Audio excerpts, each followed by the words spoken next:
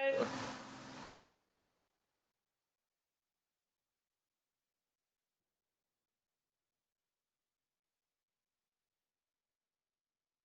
Hi, Fred. Can you hear me?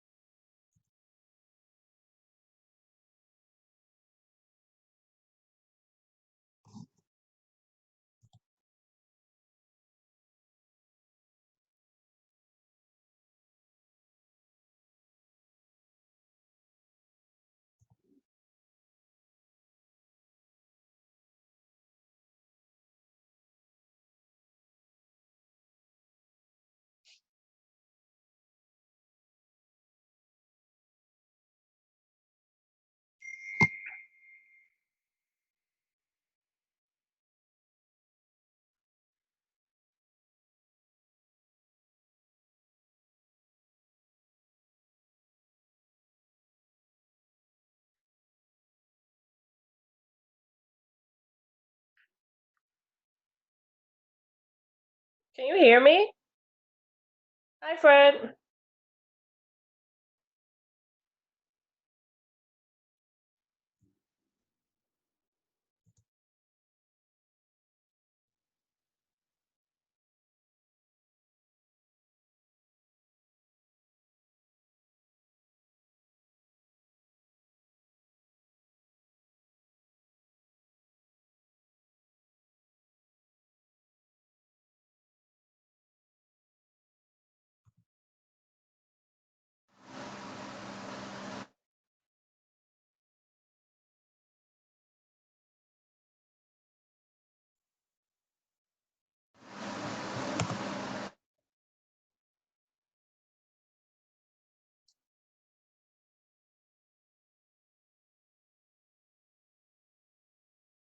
Can you hear me? Oh,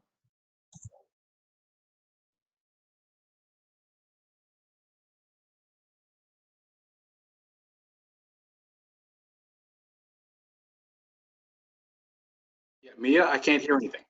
Can you hear me? I can hear you now. Whatever you just did, I can hear you. Okay, good. I think we're in. All right, hold on. Let me try my headset to see if that works. Hold on a second.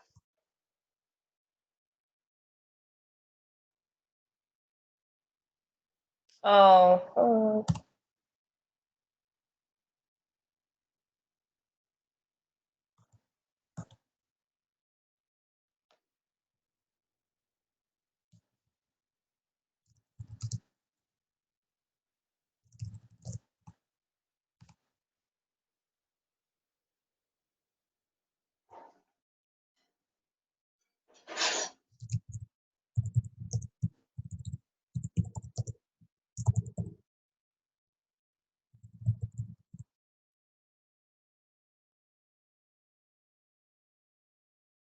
Okay.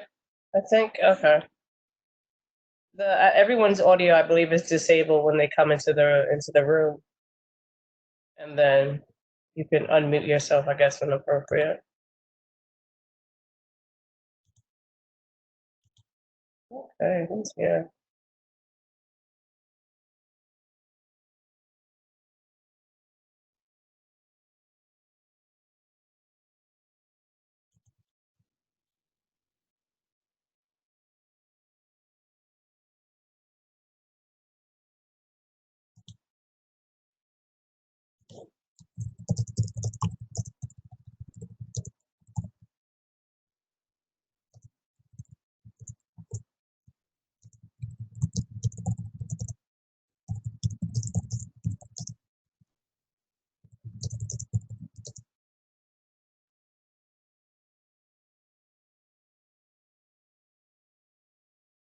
Oh, video portion.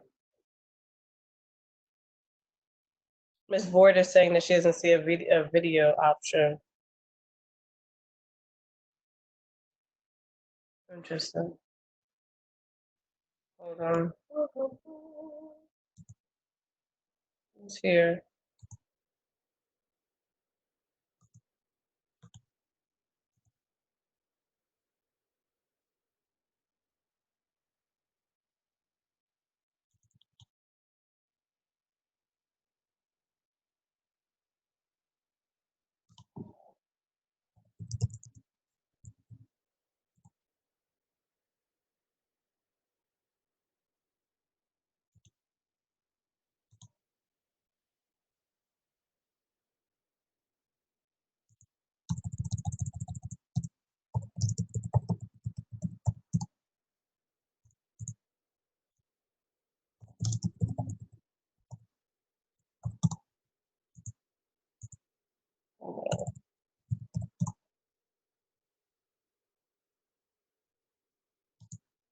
Is everyone here?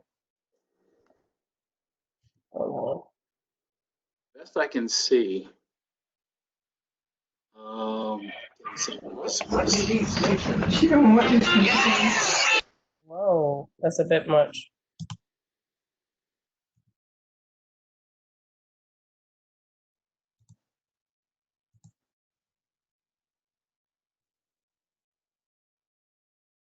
The interesting thing is I'm on the panelist link. Yeah. So, but the only thing is I can't see who all the participants are. Yeah, you have to go. It'll come up on your. It comes up on the right panel. It'll say participant. It has participants 28. Yourself and I are listed as panelists. And then on to the left of the word attendee, it should be a drop down. Left to the word, I don't even see that. Hold on, I see the chat.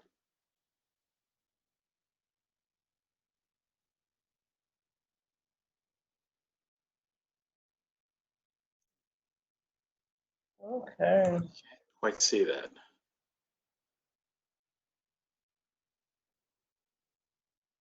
Is it better to stay in panelists or should I go into the other?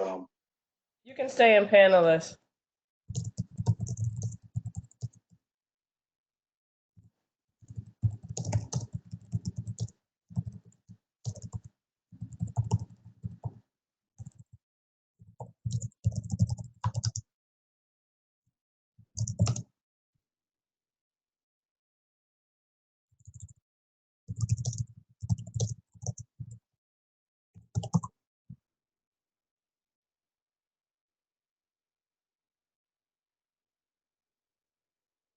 Hold on, Warren. Hold on, this is horrible. This is the event layout. And it's, hold on, let me find participant. Sure. Let me find Warren.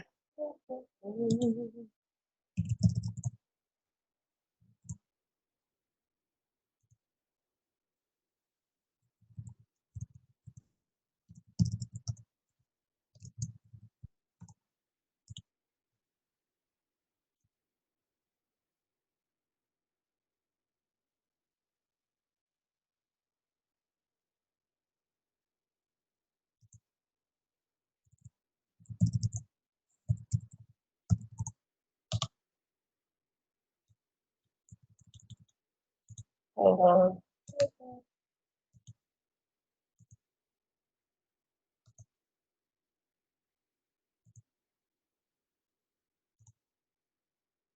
I don't understand why it's not letting me open up.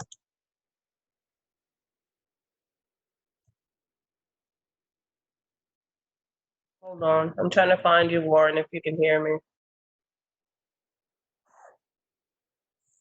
Okay, I do see him on the attendee list. Yeah, I'm trying to unmute him.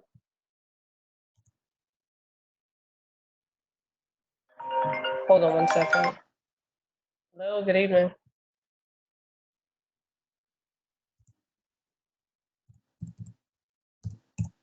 Yes. You should be able to click directly in the link, Ms. Robinson. Are you're not able to? Uh-huh. Okay, got it. I'm gonna send it to you right now, okay?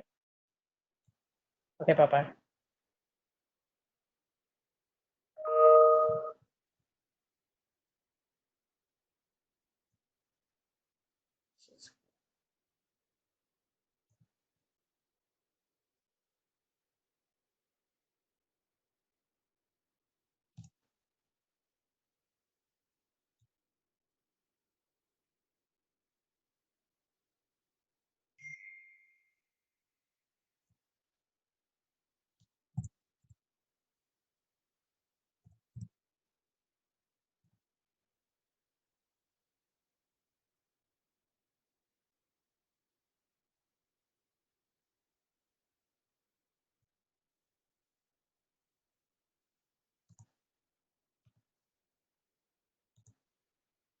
Okay.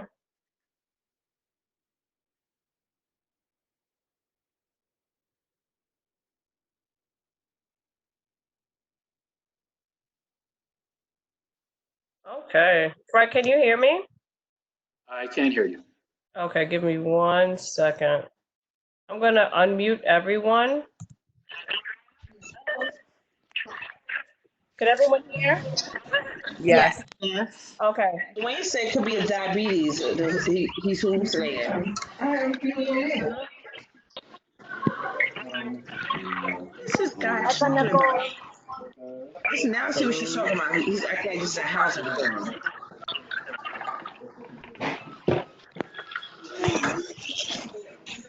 Okay, there we go. I'm in immigration town hall. I'm looking like Celie. You put this head back on. No, like literally, you'd be like, Cisco, let me go put this head back. ไอ้ข้างในก็ไม่มี Wi-Fi The beds and the furniture that is next to each other. Hello. Guys, hello. Ryan? Hello.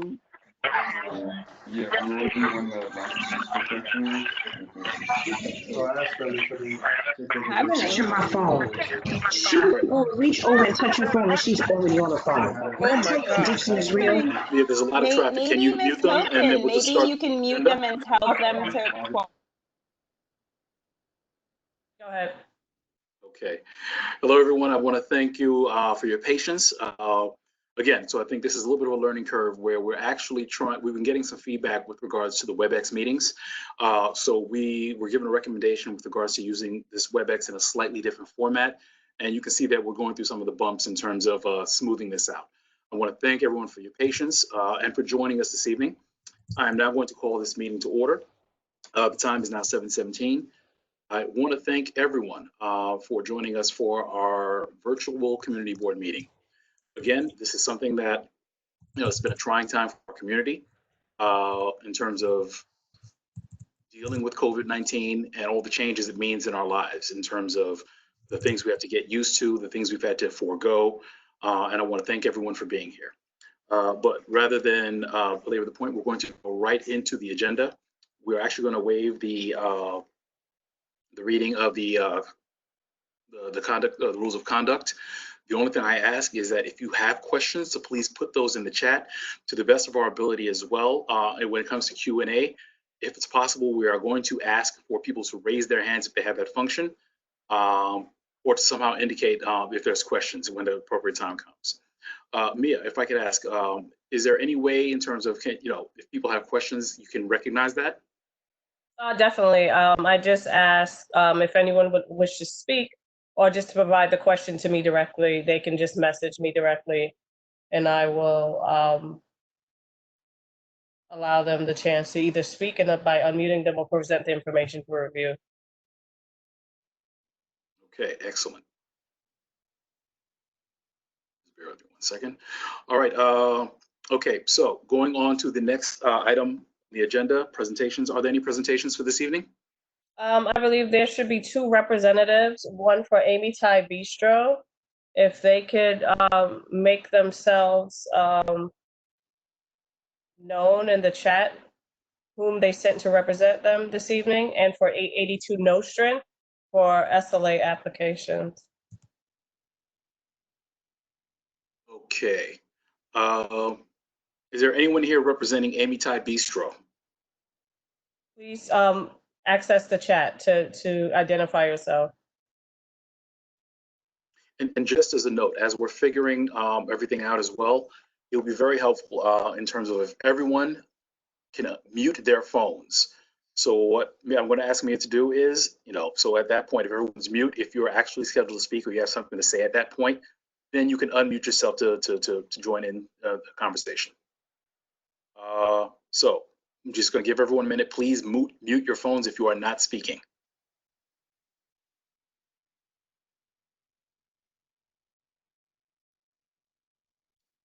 Okay, I believe someone, Kanchana Wangsawat. Gotcha. In the chat. Can you see them? Can you? Yes, I see them. Give me 1 second. Okay, thank you very much. We're going to unmute you.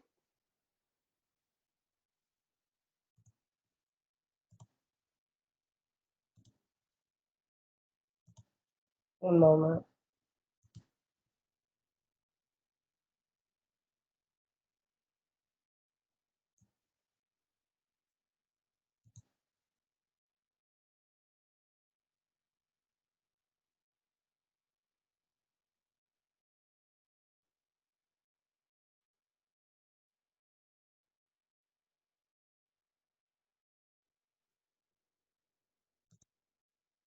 Just one moment. Absolutely.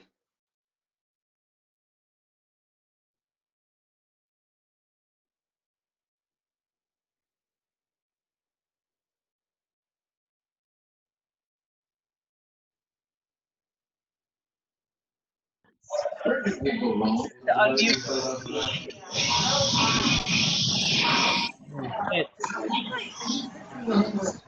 If I can remind everyone, please mute your phones if you are not speaking. For the representative for Amy Tai Bistro. Hi. Hi, this is Kanchana Wongsawan, Amy Thai Bistro.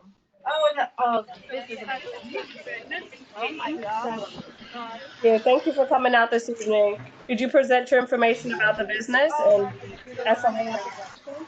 Yes.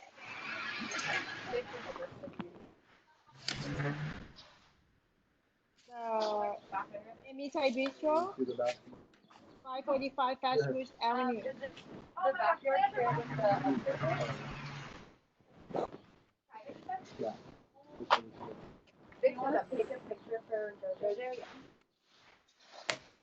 You got good photos of all this on the website.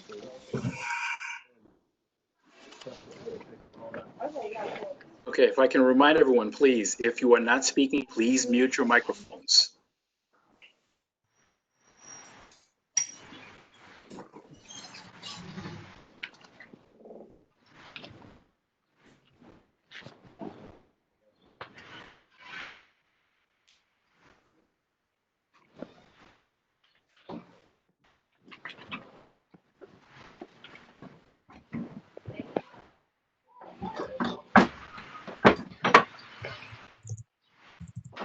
Hello, ma'am. You can proceed with your information for the establishment.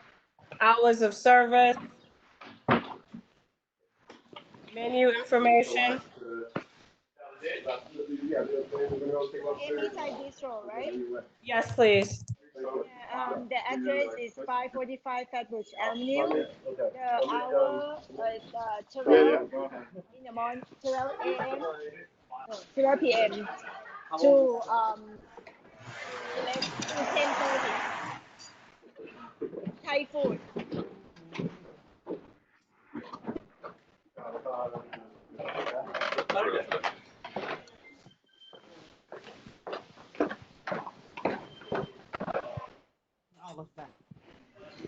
You hear me?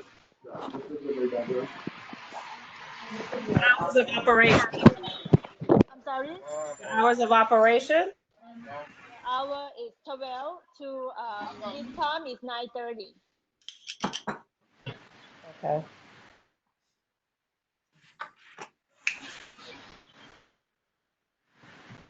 believe this application was reviewed in March, the Yes. beginning of March, by the Public Safety Committee, Right. pre-COVID shutdown. Okay. And this license is for, this is a renewal or is this a new license application? The new license application. License application, okay. Is the chair for public safety on the line? No, it's the only one owner. I don't believe he is here yet. Give me a moment. Okay, not a problem then. Okay, well, listen, thank you very much for your presentation. If you'll be able to hold on, so later, perhaps if there are any questions, we might be able to ask them as well, especially when the chair comes on. Okay? Sure, sure, Okay, thank you very much. no problem. All right. Okay. So next application we'll be considering this evening was submitted by Nostrin 882 LLC. DBA is Should Nothing Happen at 882 Nostrin Avenue in Brooklyn, New York. And this application is for a new liquor, wine, beer, and cider license. Do we have a representative from Nostrin 882 LLC? I am Joanne Gold. I think it's supposed to be as well Mr. Caravaggio, but I'm not sure. And Armand Levy is supposed to be here as well. I thought I saw him on earlier. I believe I see Mr. Levy is on. Armand Levy is here. Hear us? Yes, Armand Levy is here, and I don't know if Caravaggio is here, but we're here. Okay, thank you very much. All right, if you would be able to, we have a couple of minutes, but if you would please be able to tell us a little bit about your business and the license you're up on. Yes, actually, what we're trying to do, we're trying to open up a bar bookstore with a little bit of food as well. And on 82 Nostrand Avenue, we're looking to sell books, used books, new books, and to have a little bit of libations as well. And what are your anticipated hours of operation? Well, for during the week, we wanted to see if we can get something between the hours of, I think it was between 10 and 1 a.m. And then on the weekend, it was supposed to be between, I think actually as well between 10 and 4. But if that was a problem, 4 a.m. for the weekends, for Friday, Saturday. But if that was an issue, we would also do 2. Understood. Okay. All right. What are the cross streets for your business again? The 4 streets are President and Carroll Okay. on Notion Avenue. Okay. All right. And you did attend the public safety meeting in March? Yes. Okay. Very much. So if you'll be able to hold on until later on in the meeting, we'll actually have the public safety chairperson who will come and they'll give a report of the committee. And if there are any questions at that point, we might ask you just to make any clarifications you need from you. Okay. Thank you so much. Thank you. Thank you very much. This is a reminder, please, if you are on the line, we need you to please make sure your phones are muted if you are not. That 5 times. Okay. Please make sure you mute your phones if you're not speaking. All right, we are now going to move on to the agenda.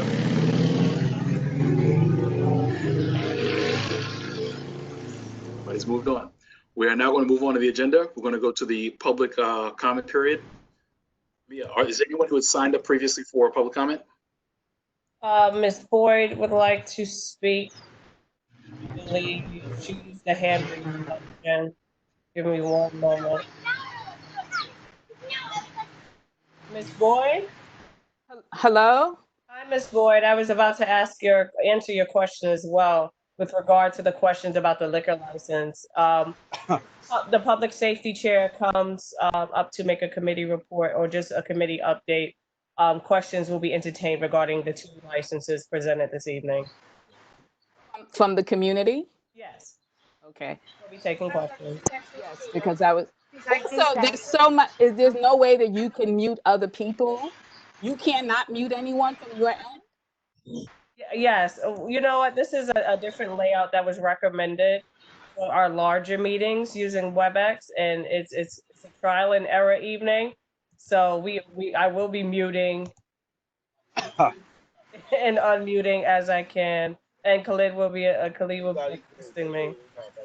Because there's clearly people on that are not muted, and I can't hear what people are saying. I'm not sure if people can hear me, but the last two presenters, I couldn't hear them because of all the interference.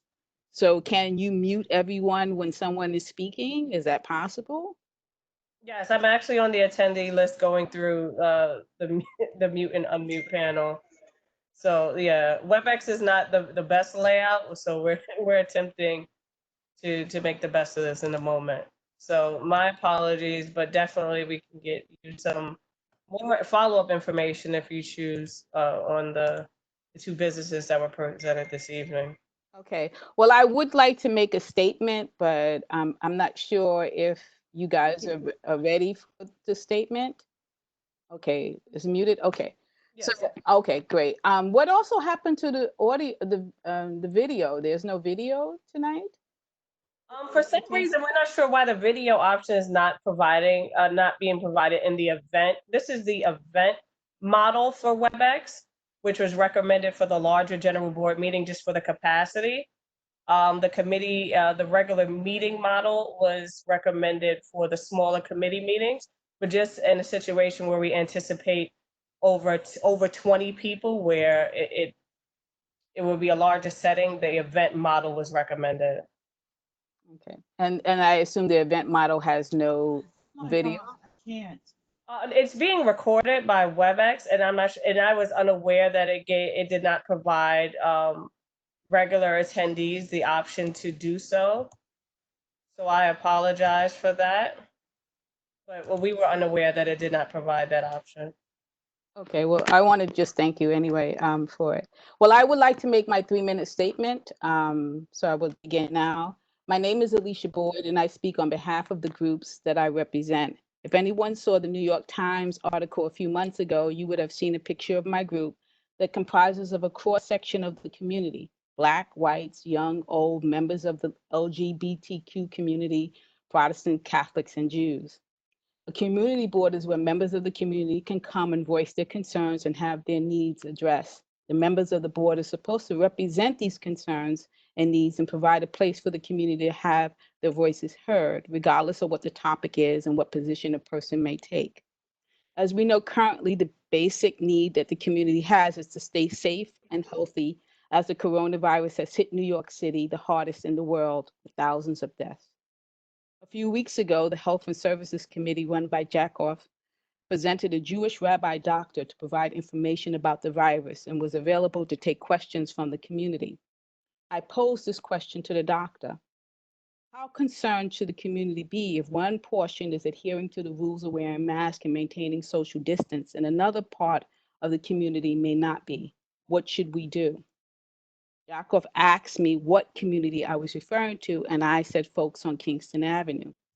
Jacob then directed the doctor not to answer my question and shut off my mic so I may not speak again. Eventually, the doctor answered my question and specifically stated it was a good one, but this was after I got accused of being anti-Semitic and spreading hate. The doctor stated that if portions of the population refused to engage in appropriate petitions, that this virus would continue to spread within that group. He also stated that just like with Black, again, there's interference. Okay. He also stated that just like with Black, okay, I'll wait. He also stated that just like with Black folks, the issue with the Jewish community is a lack of trust and authority. I was thankful for his honesty, but I was unable to ask further questions. Like, how can we address this issue? Do we need to be reaching out to the rabbis or other authority figures within the Jewish community to see if they can persuade folks to engage in mask wearing and social distancing? This is what our community board should be doing: letting folks speak their truth and then discussing ways of addressing an issue without calling folks names and cutting folks off. This community of color has been hit the hardest with over 30% more death than any other group. There's There is no one that I know who has not felt the loss of a loved one, a coworker, a relative, a friend, or neighbor to this virus. Our concerns are real and need to be addressed. Could the rise in anti-Semitism be a result of growing resentment that I know is occurring within the Black community? Maybe, I can't say. But what I do know is that the streets are talking and folks are upset, anxious, scared, and concerned. People are seeing Black folks beaten, handcuffed, taken down for not engaging in social distancing, while other groups are simply handed masks. We are all neighbors, and I know in our hearts we want to keep ourselves and our neighbors safe. Just like if you have a problem with a neighbor, you would first want to discuss it with them to try to resolve the issue.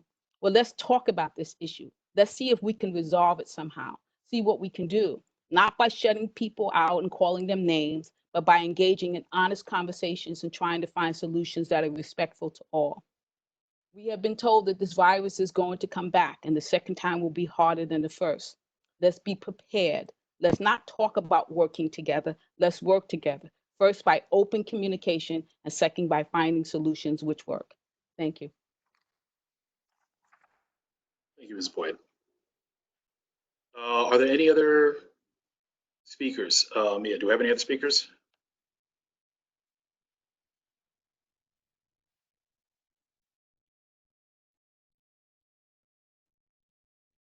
This is for the public session?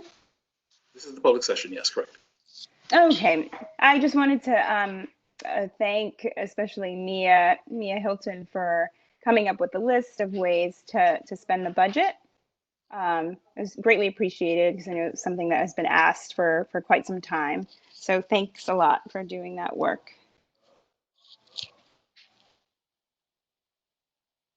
Welcome, thank you. Okay. Is that all? Anyone else? I'm sorry. Amy, is that all? Hello? Yes? You're still there? Yeah, I'm still here. Okay. No, I just wanted to confirm you were done with your comment. My comment? Hold on. Oh, no, it's because you have a raised hand. Yeah, no, Your hand up, Amy. That's why we're asking. I make a mistake. I did it for a while, actually. Okay. That's okay. Are there any other comments? Oh, got it. That was actually, that was LaShawn Ellis. Got it. Okay. Anyone else with a hand raised? I'm scrolling through the, hold on, I see Manaka Margolin. Yeah, I just Yankee Pearson. Hi. Mandy Margolin, go ahead, you're unmuted. Yeah, I just can't let what Ms. Boyd said to suggest that one community is not adhering to it and another isn't. And it's completely incorrect to say that and to suggest and to even insinuate that one community is spreading it to other is just simply infactual information and must not be tolerated. I am completely offended. Dozens of my neighbors suffer tremendously, and some of them have even passed from this.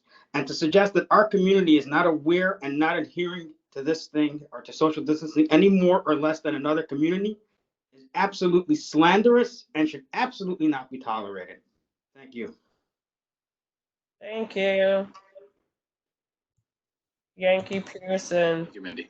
Yankee? I also see Yankee Pearson as well. Yankee, you've been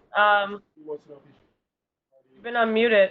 Mr. Pearson. Because it's obviously will take time for everybody to get all their guarantees. Mr. Pearson. Mr. Pearson.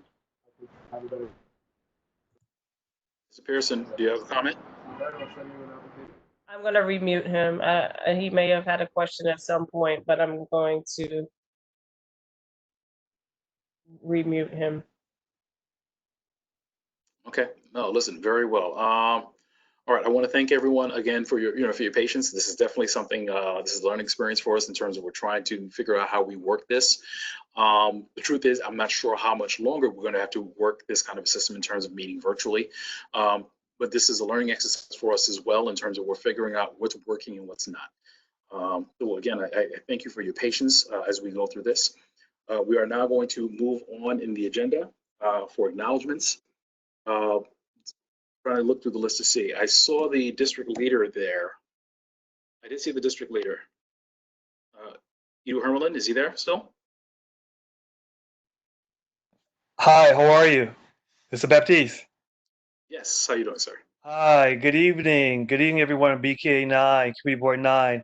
My name is Edu Hermelin. I'm the newly appointed male district leader and state committeeman for the 43rd Assembly District. Some of you know me, some of you don't know me. I'm a former Committee Board 9 member. I look forward to working with the Committee Board 9. Worked closely with you in the past. I'm looking forward to working with you in my role as district leader. And I just wanted to take this opportunity to just reintroduce myself to Committee Board 9, and I look forward to working with you. Thank you very much, Chairman. Thank you very much. And congratulations, and we're looking forward to working with you as well. Thank you.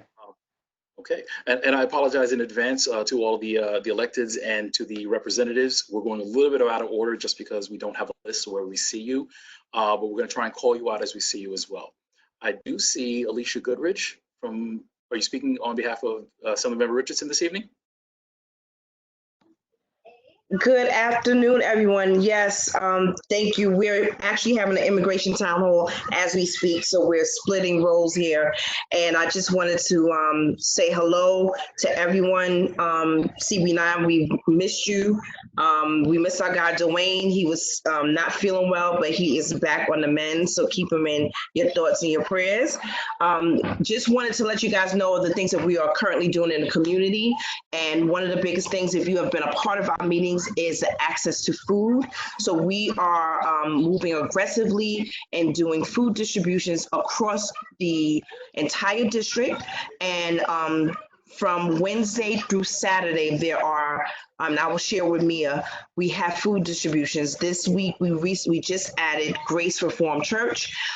Friday, we hold one for the district and CB9 team members from every area, including the awesome president, Fred Baptiste, has joined us to help serve the community. Last week, Friday, we served over 400 people, and we had a donation of hot meals from a vegan restaurant, which was awesome to be able to provide to them.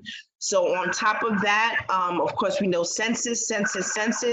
We are pushing hard to make sure that we get our numbers up. Our numbers are not looking good in our district. Within our district, our overlapping district with Senator Myrie across the board. So we will be continuing that. And during our food distributions, when we speak to every individual, we are letting them know, hey, did you do your census? The Senator and Assemblywoman asked. And if not, and if they did, great, share this information. We're giving them this information. We're like running it in. Please answer your, make sure you answer your census, respond. So in short, that's some of the things that we are doing.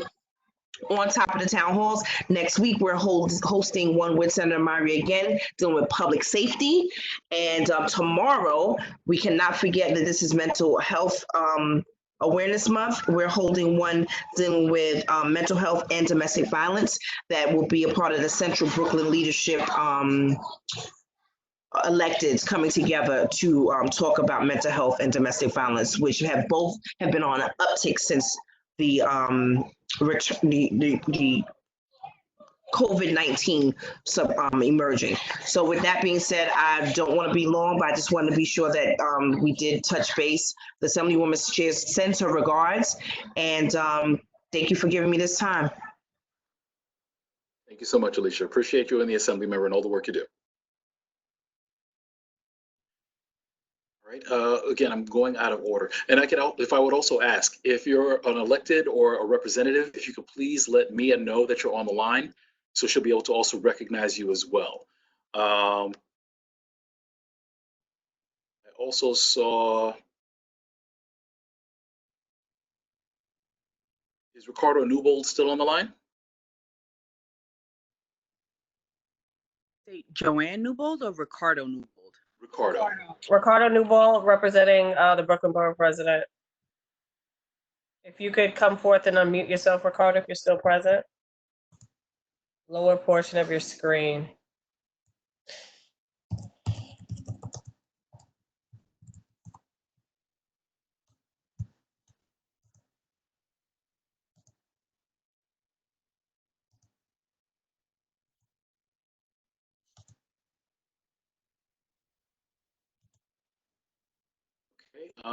Looks like he might be trying to work through a technical issue. Well, listen, while we're waiting, I do see Kim Robinson from Councilmember Alika Ampry-Samuel's office. Kim, can you unmute yourself? Yes, done. Okay. Good afternoon, everyone. My name is Kim Robinson, and I represent Councilmember Alika Ampry-Samuel. On behalf of the council member, I just want to let everyone know to be safe, be careful. And with everything that's going on, at the end of the day, it's all working together. This virus does not discriminate. And it's really just trying to keep the peace. Everyone is a bit frustrated. Everyone is anxious. But please, we need to work together. This virus is not just going to discriminate against who we attack. We need to be safe. Wear your mask, wear your mask, wear your mask.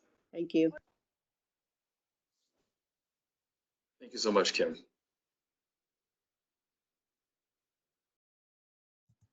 Who else do we have? Again, if you're an elected or if you're representing elected, please just let us know through the chat. Or Mia, do they have the ability to unmute themselves as well? Yes, anyone has the option on the panel, the lower panel on the screen, to unmute themselves.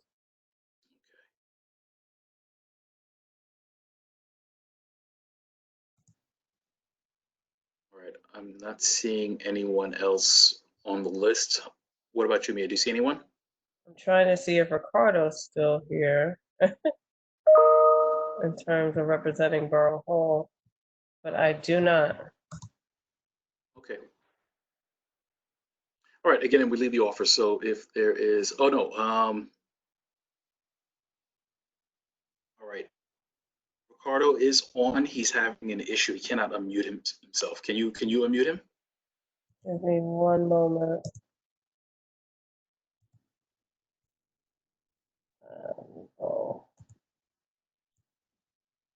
I am headed there now. Ricardo should be unmuted. Oh, can you hear me? Gotcha.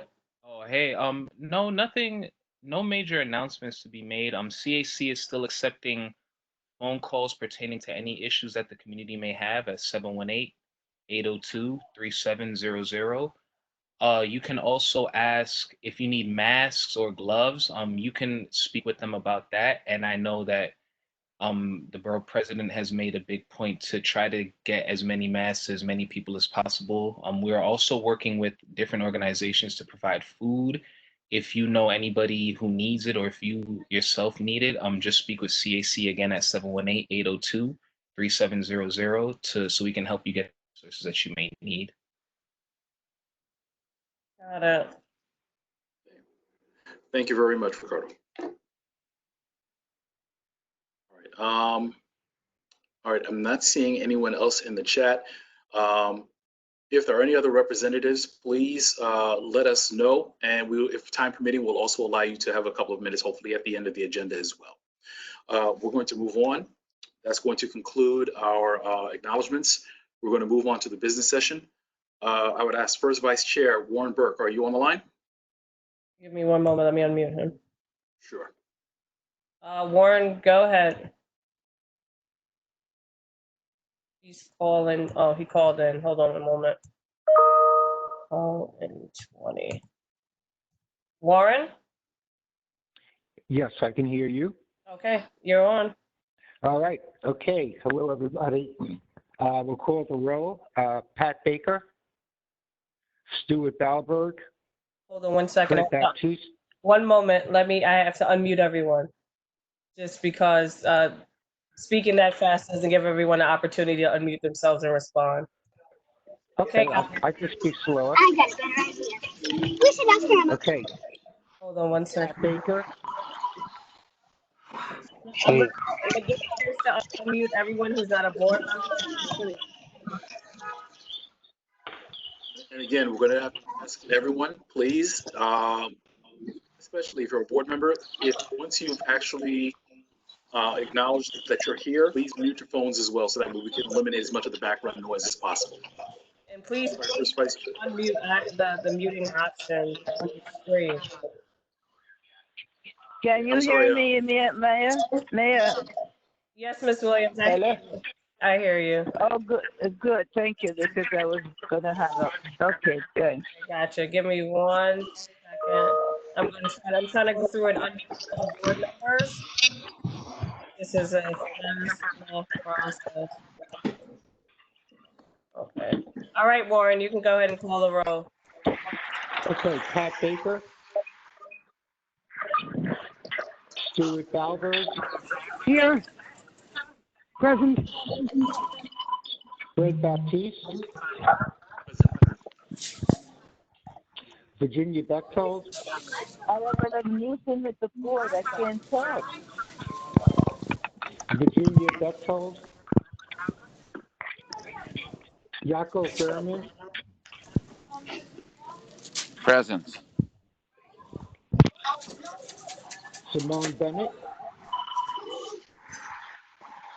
Warren Burke, present. Augustine Blackwell. Augustine Blackwell. Alejandra Carabello. Alejandra Carabello. Rosemary Evering.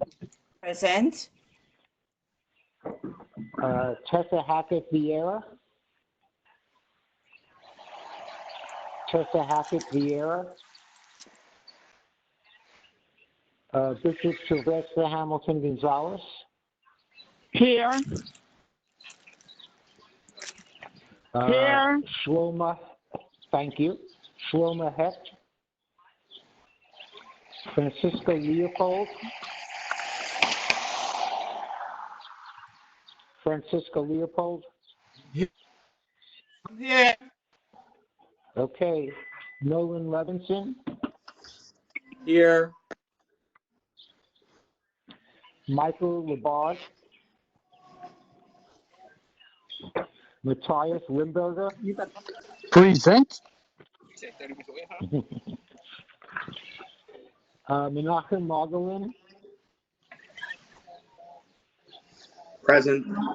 Yes. Carmen Martinez. Here. Robert Mitchell. Here. Robert Mitchell is here. Okay. Musa Moore. Musa Moore. Vivian Morgan. I'm here. Can you hear me? Pat Moses. Yes. Pat Moses.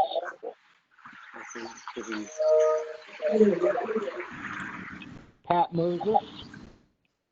Beverly Newsom. Here. Thank you. Yankee Pearson. Yankee Pearson.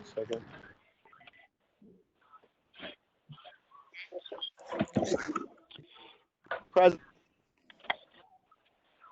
Hello? Thank you. Amy Pinkerton. Present.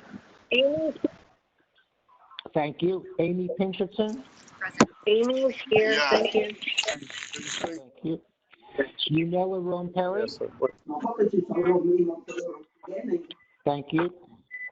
Mary Rollison Blackett. Mary Rollison Blackett. Desmond Ross. Mary. Desmond. I didn't hear an answer. Rashida Sadiq. Here. Rabbi Sperling. Rabbi Sperling.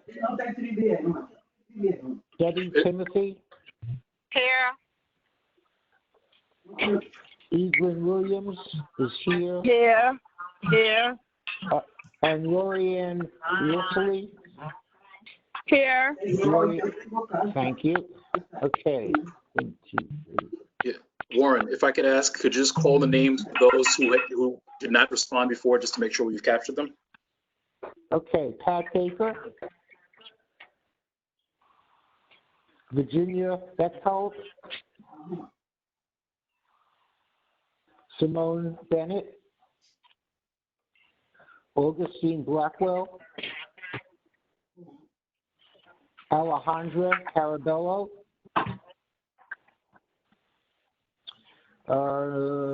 Rosemary Everin is here. Tessa Hackett Vieira.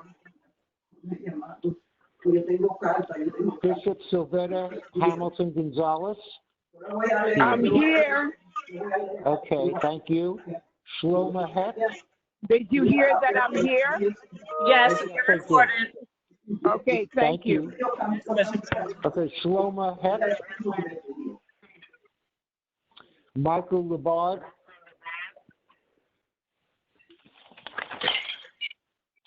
Musa Moore. Musa Moore. Patricia Moses. Pat Moses. Mary Rollison Blackett. Desmond Ross. And Rabbi Sterling.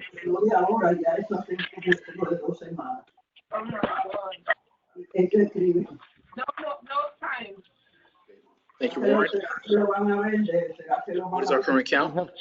We have 21 present, so we have a quorum. Correct, 21. Sorry, can you repeat that? 21 present, we have a quorum. Thank you, First Vice Chair. Okay,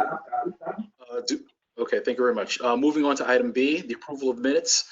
Mayor, were the minutes submitted? The minutes are still currently in process of being transcribed and will be available at the next general board meeting. But in the interim, should anyone need to view past videos of committee or general board meetings, all they have to do is contact the board and we will gladly provide the information. Thank you very much, Mayor.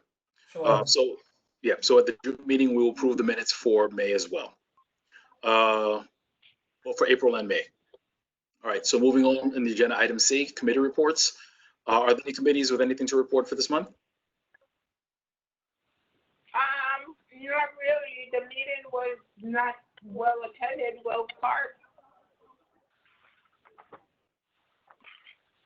That's Vivian Morgan from our Parks and Recreation and Culture Committee speaking. Okay, thank you. All right, are there any other committees with anything to report for right now? This is Limburger. This is Matthijs. Yes. We had a youth committee. We had two very well attended meetings. We're trying to figure out how we can be useful in this time. We've produced a letter that went out to our local elected officials, asking them what is done for our youth. Didn't get any response from them.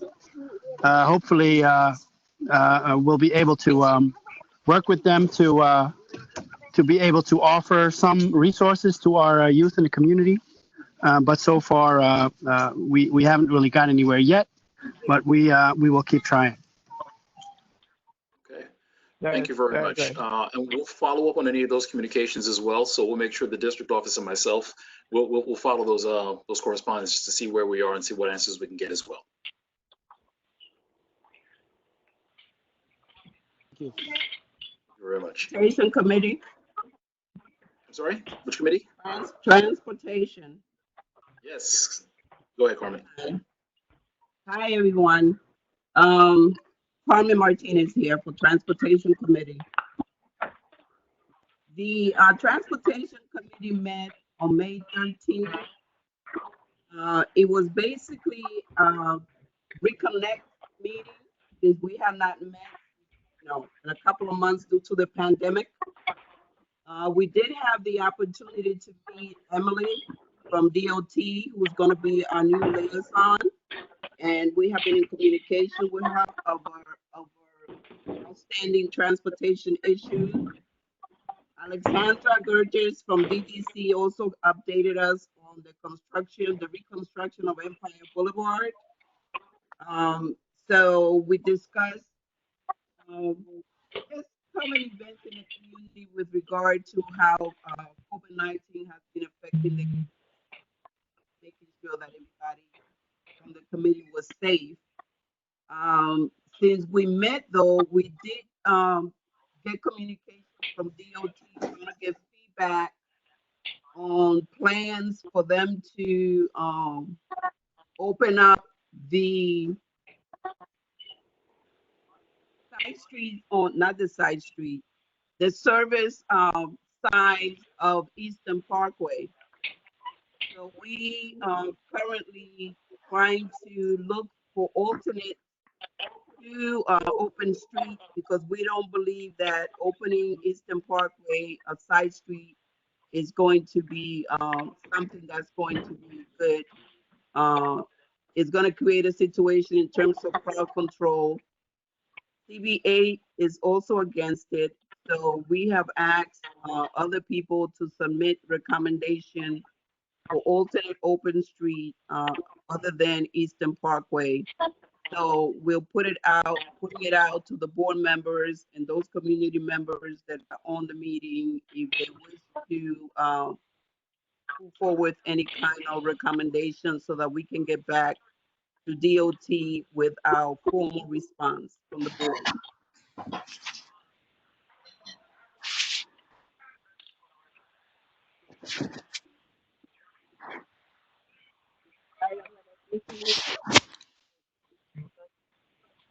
Okay.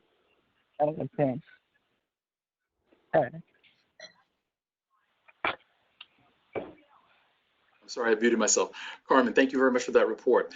Did have a question though. So that topic, is it going to be part of your agenda for your next transportation committee meeting? Yes, it will be. The committee members have been communicating back and forth.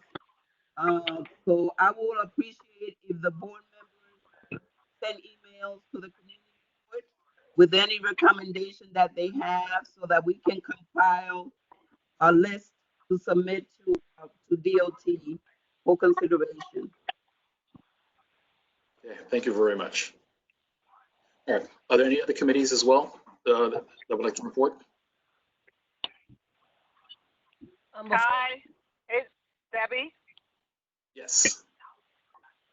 Timothy calling it, speaking about the Economic Development Committee meeting held last Monday. We had a presentation from Dale Charles at Impact Brooklyn, and she provided us with a wealth of information on how they're helping the small businesses in the community. And committee members pitched in to assist by informing people through their personal web contacts. And me personally, I did some flyering throughout the community at each small business that's open, providing them with the information so that they can apply. So, you know, we're hoping that the businesses would take the initiative to apply and see whether they're, you know, able to assess some of that money that's out there. So we'll be following up to see what happens with that. And that's my report for Economic Development Committee. Thank you very much, Ms. Timothy. Are there any other committees? Now, there's two committees that I would like to speak. Public safety. Yakov, are you on? Hold on one sec. Public safety, let me unmute him one moment. Sure. Hold on. As a matter of fact, no, Yakov is not coming up on the screen, but perhaps Warren, you can possibly give some insight as you chaired the last public safety meeting in his absence. Okay, can you hear me? Yes. Hello. Hi, I chaired that meeting. Yakov had a prior engagement, and the committee recommended that both restaurants be put to a vote for the board, and we recommended the acceptance of their license. Okay, so this is for both of the applicants? Yes, for Amy Ty and 882 Area Street. Okay. As we're in the committee report portion, I do want the board members to have an opportunity to ask any questions as well. I do see a question. Can you unmute Rashida? She has a question. Hold on one second. I'm on my way, Rashida. Rashida, go ahead. Hi, thanks. The last meeting I was with, Yakov was there, and I believe it was the representative from, I had some questions, follow-up questions for the representative on the, I guess, the representative on Nostrand Avenue. 882. Yes, 882. So I have 3 questions that were follow-up. I don't think the committee had actually made an official decision on that application. One, there was signatures. Did they follow up with the signatures from the neighbors to the committee? Has that been submitted to the board? 2, my second question as a follow-up was, what percentage of that bar is going to be utilized as a library? Because there was, during that meeting, at some point, the representative had indicated that it was not going to be a large portion that was going to be used as a bookstore or a bookshop, or however they're classifying it, as a bookshop / bar. And then third, there was a business that was there in that location already. I believe the new owners had just recently purchased the property, and they had needed to serve that tenant with notice that they were not going to be renewing the lease, or it was a month-to-month tenant, so they had to serve that tenant with notice. And that was a long-term business in the neighborhood. Wanted to know if that was actually done as well. Yeah, hello, hi, I'm Joanne Newbold from 882 Nostrand. Yes, we actually did serve the tenant with notice as well.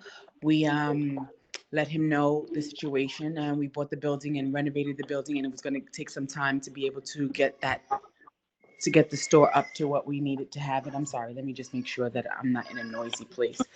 And the signatures were in the neighborhood. I went out and followed up with people in the neighborhood and asked people in the neighborhood. And the other question was, I think you said about what portion of it is going to be a library. It was never going to be a library.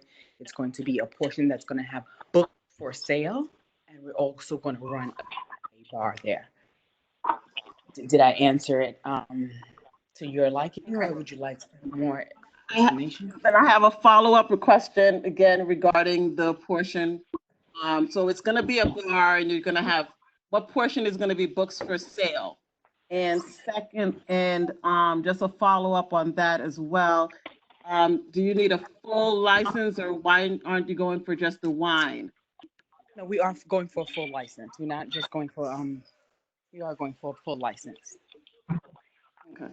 And then once again, then the percentage of how much is going to be books for sale, or is it going to be majority bar? Well, we haven't completely figured that out yet. It has to be lucrative on both points, so one carry the other. But we're looking to sell books and bar, but we haven't gotten to the point to where what's most going to be profitable for to be able to run both businesses within one. So I don't have that answer for you right now, but as things further along, I can probably get that for you. Okay. Thank you. I believe that we have a question from Ms. Boyd regarding the application as well.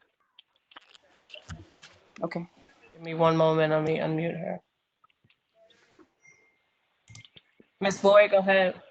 Thank you, Rashida. I was going to ask some of those questions because I was a little confused about this bookstore that's supposed to be open up until 4:00 a.m. in the morning. So I'm just wondering what bookstore actually opens up to 4 a.m. in the morning.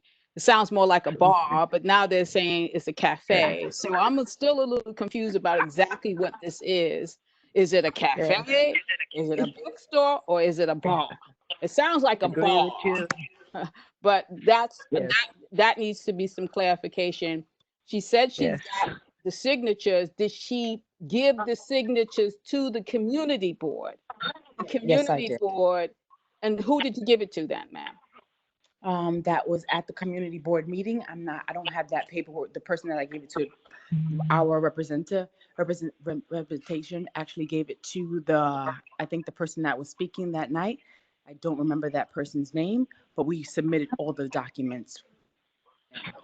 Then I'm a little And confused. I'm I sorry. am too. Go ahead. Yes. I agree with you, Ms. Boyd. Then I'm a little confused because I know the community board has been closed. And so I'm just a little confused if Rashida is saying that she did not receive these things at the last meeting, exactly what meeting are you talking about where you submitted the documentation, because there have been no on-site meetings since March. The last on-site meeting, I was there with our representation. We were definitely there, and I gave it to the board. So, what meeting was that, ma'am? What meeting? I just wanted to know what meeting was that and what month?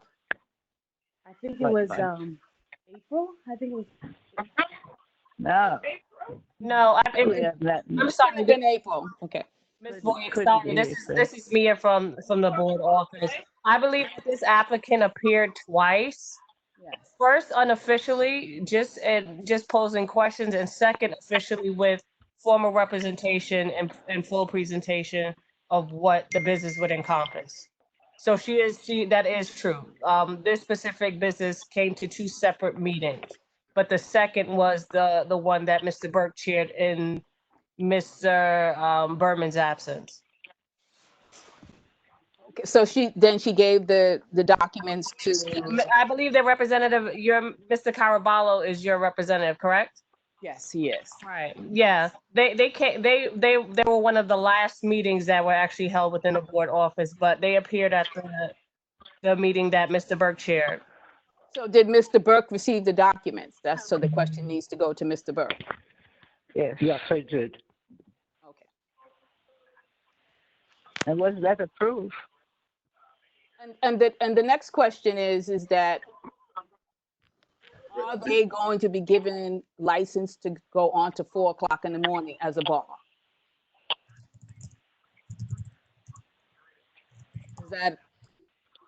Who do I ask that question? No, I believe that they said that their hours were going to end around 12. I'd have to check my notes. Well, she's there. Can she tell us? I'm sorry. Listen. We need to move the agenda. So with regards to this, so Warren, is there a recommendation? What was the recommendation from the committee? The recommendation, and I don't think Rashida was at that second meeting. The recommendation was to approve. Okay, so there was a quorum and a recommendation to approve, correct? I have to check the notes. Mia may have Was there them. quorum? I don't remember at this point. I don't remember. All right. So listen. So we've asked a number of questions. When we get to the voting portion of the meeting, we will have the option of, if we feel there's sufficient information, we can approve, or if we need to table until next month where there's some information we need to gather, and additionally, we can do that as well. Got it. I have 2 more questions. I have one from Beverly. And then I have a follow-up question that's actually for the Parks Committee. A quick question for Vivian regarding the openings and the prospective data scheduling. So give me one moment. Let me get Beverly unmuted so she can pose her question. Beverly, go ahead.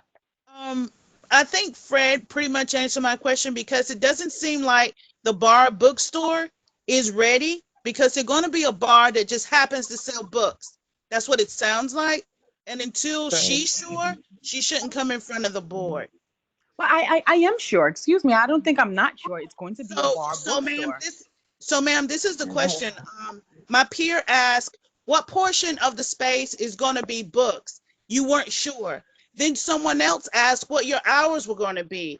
We heard 4 o'clock. Someone else heard 12. That's where I'm coming away with mine. Well, first of all, I don't know where you heard 12 o'clock from. I'm just letting you know that when we're constructing it, it's going to be a bar bookstore. Books are going to be sold there, but it's going to be 2 portions. The bookstore portion of the business has to be able, the alcohol is going to be able to support the bookstores. bookstores alone, as we all know it right now, don't make sufficient amount of money to carry itself. It was a concept where we're going to have, it's not a 50-50, it's what's going to be designed in that space. It makes me rephrase the question. 50%, 60%, 40%, 30% is going to be books.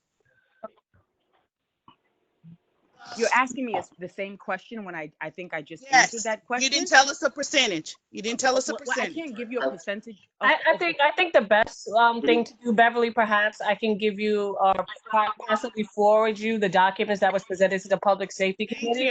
That gives a bit more in-depth information that will probably answer a lot of your questions. We need more information than that. Okay, and anyone else who is interested in getting more information on this specific SLA applicant, just contact the office sometime tomorrow, and I can provide you what the committee was provided to review, okay? Sure. Thank you. Thank you. And I believe Amy Pinkerton had one quick question that was directed at the Parks Committee. Give me one moment.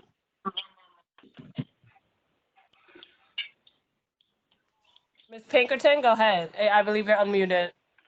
Yeah, hi. I didn't need to ask it. You could have asked it. But Vivian, I just wanted to know if there was any sort of timeline or any sort of heads up as to when they think they may be opening playgrounds and parks that are not open.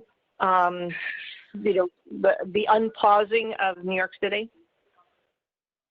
Well, right now we're basically waiting for the governor and the mayor to give the Parks Department that information. I don't have that information. We have to wait for the governor and the mayor to let parks know exactly what's going on. So as this present time, we don't have any date. So I heard something about the middle of June or July, but we have nothing in conclusion. That's nothing. Yeah, nothing. Right. Okay. Listen, members. So listen. When it comes to this, I mean, I know there's definitely an anxiousness for us to find out when things are happening. Those communications are going to come directly to the board office, and you know, and me and team will, you know, and Khalid will make sure that that information gets disseminated as soon as it comes in as well. So anything with regards to openings, when things become available, when restrictions are lifted, will be something that will be disseminated to the community and to the board members as well. Okay. All right. Now we need to move the agenda on. Is Nolan? Nolan, are you still on? Yes, one moment. Let me unmute Nolan. Hi, Nolan. Hi, yes, I'm still here. All right, Nolan. I think at this point, I think we're probably ready for the nominations committee report. So a few of us met virtually last week to discuss the nominations for officer positions in the community board for next year. You should have all received some emails and phone calls from us letting you know that we're soliciting interest and trying to get a sense of who's actually interested in these leadership positions.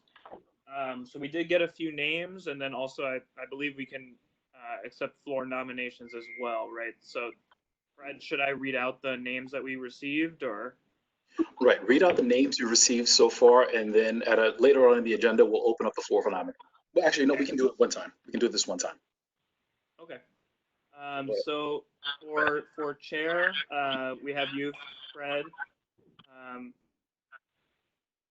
And for first vice chair, we have Warren Burke. Second vice chair, Francisca Leopold.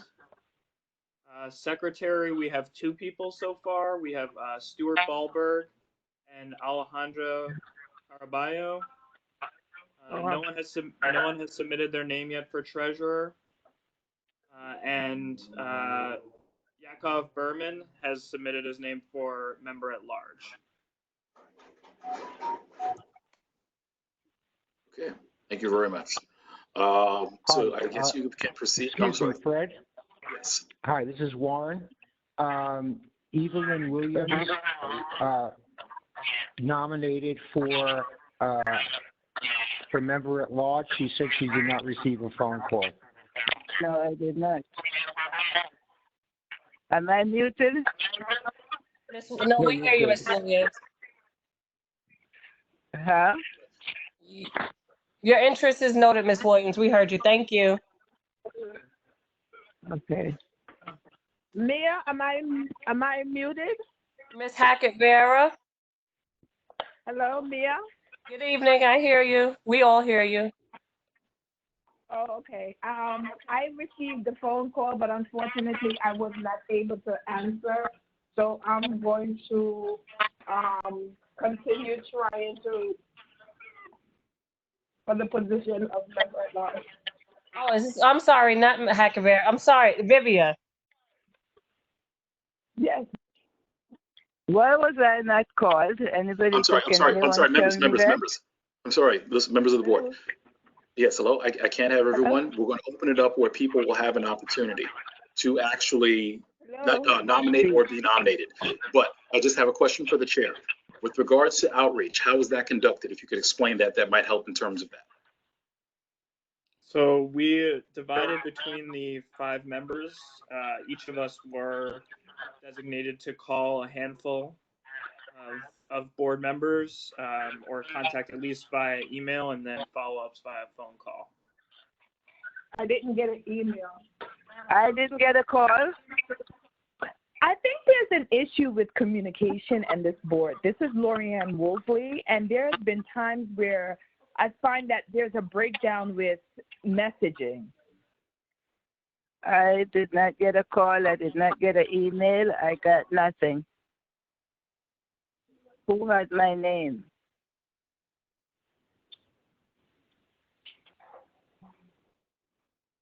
No. Yes, hello? Okay. Am I muted? No, you're not muted. You're not muted. Because I don't get answers when I ask questions. The nomination chair is speaking. Nolan, go ahead. So I mean, we were on somewhat of a short timeline. I mean, we're working with some of the technical difficulties of the virtual world we're in. So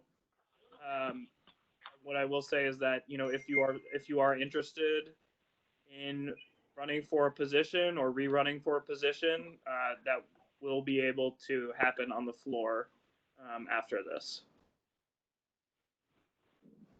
Question didn't answer. Why wasn't we called? Ms. Williams, unfortunately, the answer is I don't necessarily think we have an answer, or it might not even be a good answer.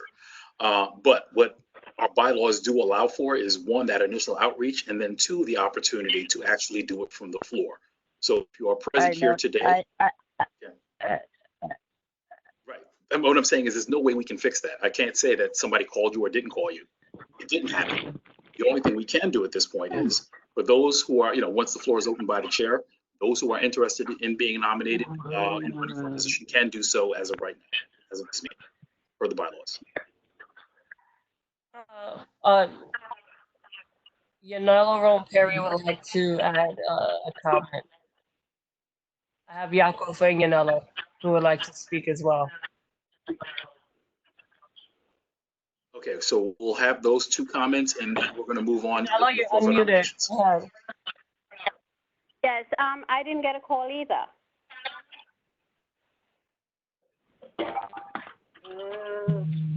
Hello? Duly noted. Duly noted. Nolan, I guess you can cross-reference who you assigned specifically to call these people and make note about who's claiming to not be have been contacted. Okay. Thank you, Nolan. And hold on, Yakov. Go ahead, Yakov. Can you hear me? Yes. Hi, how are you? So I want to clarify. Hold on, let me take myself off speaker. It'll be easier for you to hear me.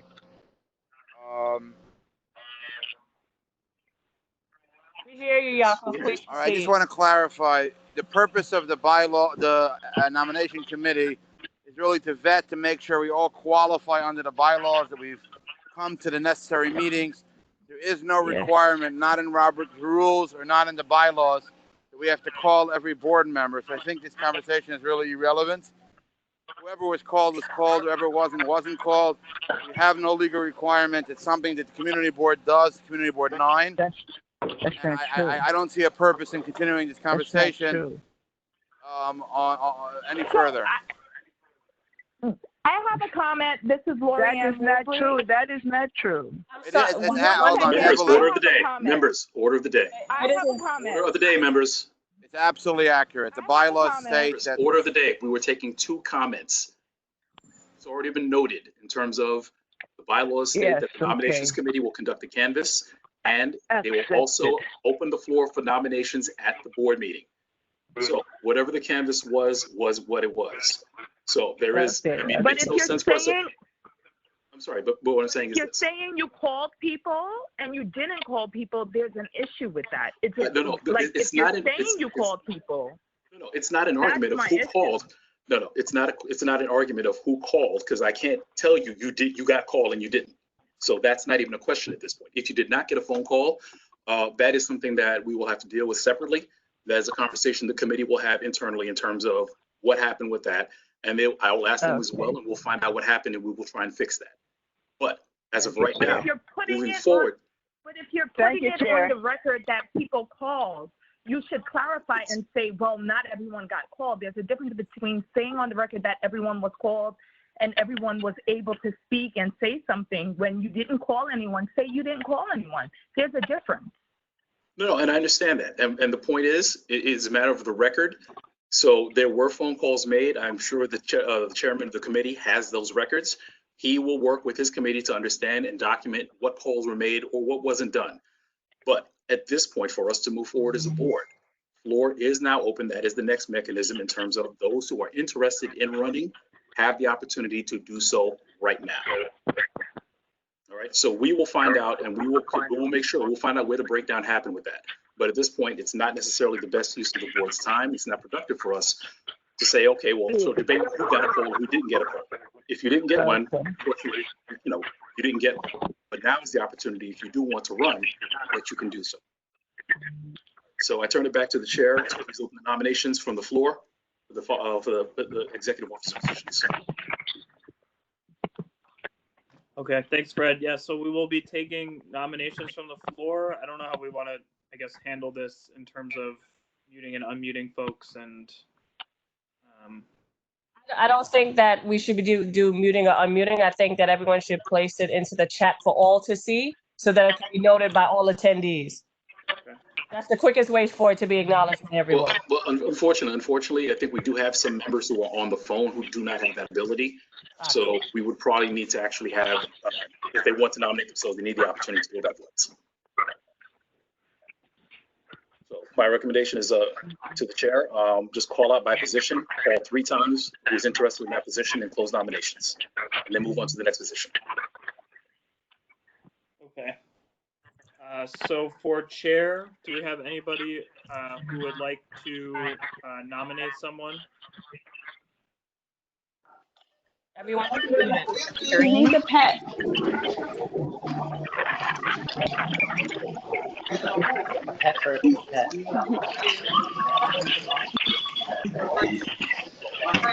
Yeah. We don't want you to win. Nobody said that. Get up. That's cheating. Be having elections when you don't have the new. You don't know who's going to be here next year. Go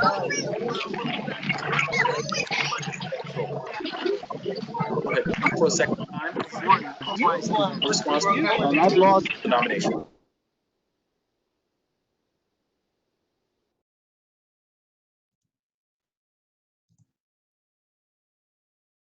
Sorry, I could not hear anything that just transpired. So. Understood. Okay, so Mr. Levinson, so for each position, call 3 times. I call for the first time, any nominations. I call for the second time, any nominations. I call for the third time, any nominations. And the nominations are closed on whatever names have nominated themselves for the position, and you move on to the next position in the list. Okay. Does that work? Yes. Sorry, just very quickly, are people unmuting themselves?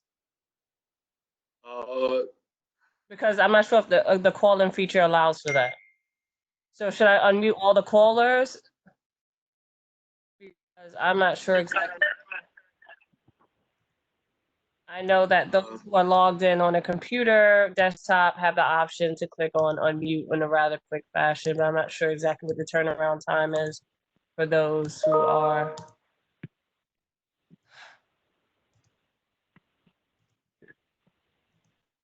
Right. Right, I've unmuted the phones. So anyone else has the option to use the chat if they feel like, or just speak if they don't want to unmute. So all of the call-in numbers, one moment, please. All of the call-in numbers are unmuted. So all of the callers who have limited access are now unmuted.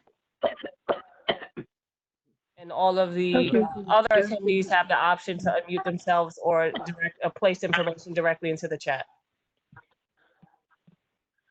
Okay. Thanks. Okay, so we'll start with nominations for the chair of the board position. Besides Fred Baptiste, who has submitted his name, are there any nominations for chair?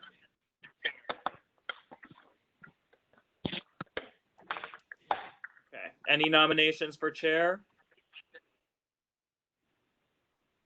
Any other nominations for chair? Nominations closed. So now moving to first vice chair.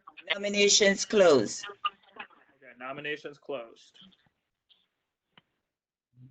Okay, for first vice chair, we have Warren Burke, who has already submitted his name. Are there any other nominations for vice chair? Any nominations for vice chair? First vice chair? Any nominations for first vice chair? Nominations are closed for first vice chair. For second vice chair,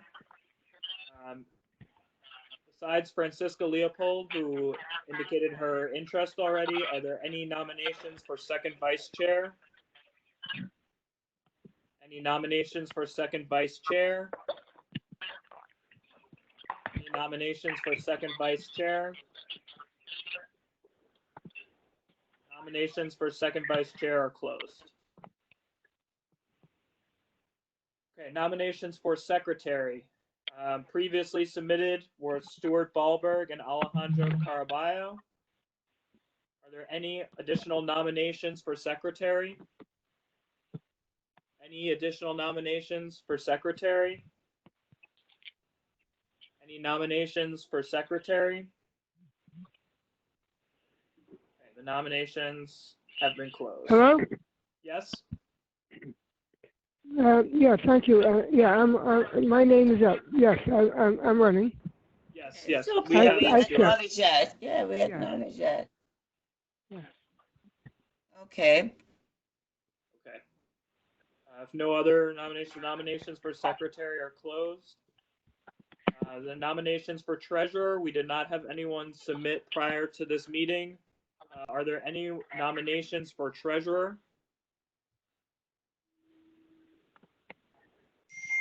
Any nominations for treasurer? Nominate Debbie Timothy.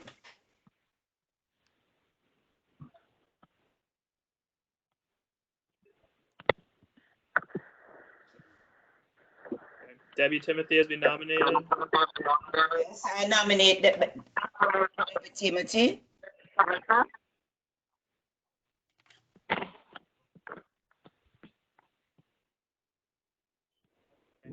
Any other nominations? Are you still on the line? Do you accept? I nominate Debbie Timothy. I second that too. Can you hear me? Yes. Okay, thank you. I'm sorry, we didn't hear it. Do you accept the nomination? Yeah, I'll accept it. Okay. Thank you. Okay, the nomination for Debbie Timothy has been accepted. Are there any other nominations for the treasurer position?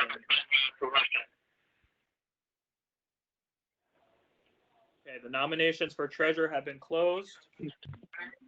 Moving on to member at large, we have two names that were submitted prior to the meeting. We have Rabbi Yakov Berman and Evelyn Williams. Are there any other nominations from the floor for the members at large position?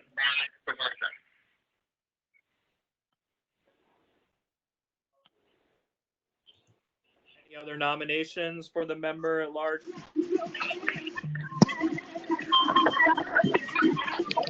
I just unmuted everyone just to provide the opportunity and transparency.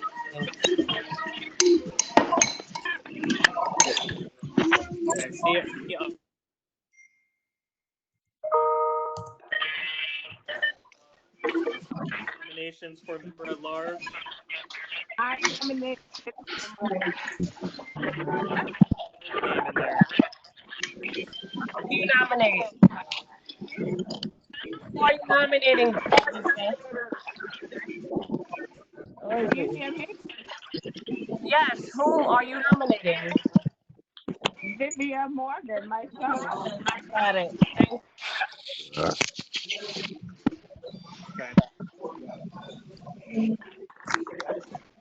Vivian Morgan has nominated herself. Is anyone else?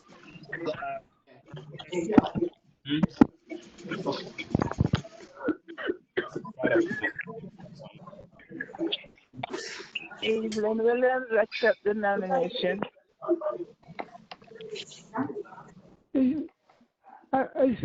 Was Vivian Morgan nominated? Yes. Ms. Morgan was nominated. Oh, good. Evelyn Williams accept her nomination. Yes. Jacob there? Hold it. I'm hoping that's me something I want. I don't believe we have any other nominations. I believe that we have, please said that Yakov wanted, but you know, the call-in numbers, I don't see them in the room.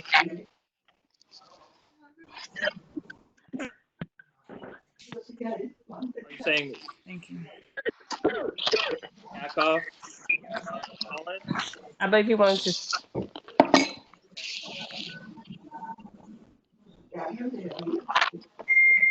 If you're online, could you please let know?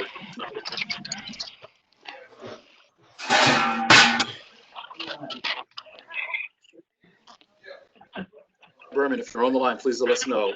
If you want to nominate, if you're nominated, just want to nominate yourself. I believe he's interested already, right? Yes, he submitted his name prior to the meeting, so he was included. So did he say he was interested in running? Accepted. Yes. Okay, so then he's on. All right then.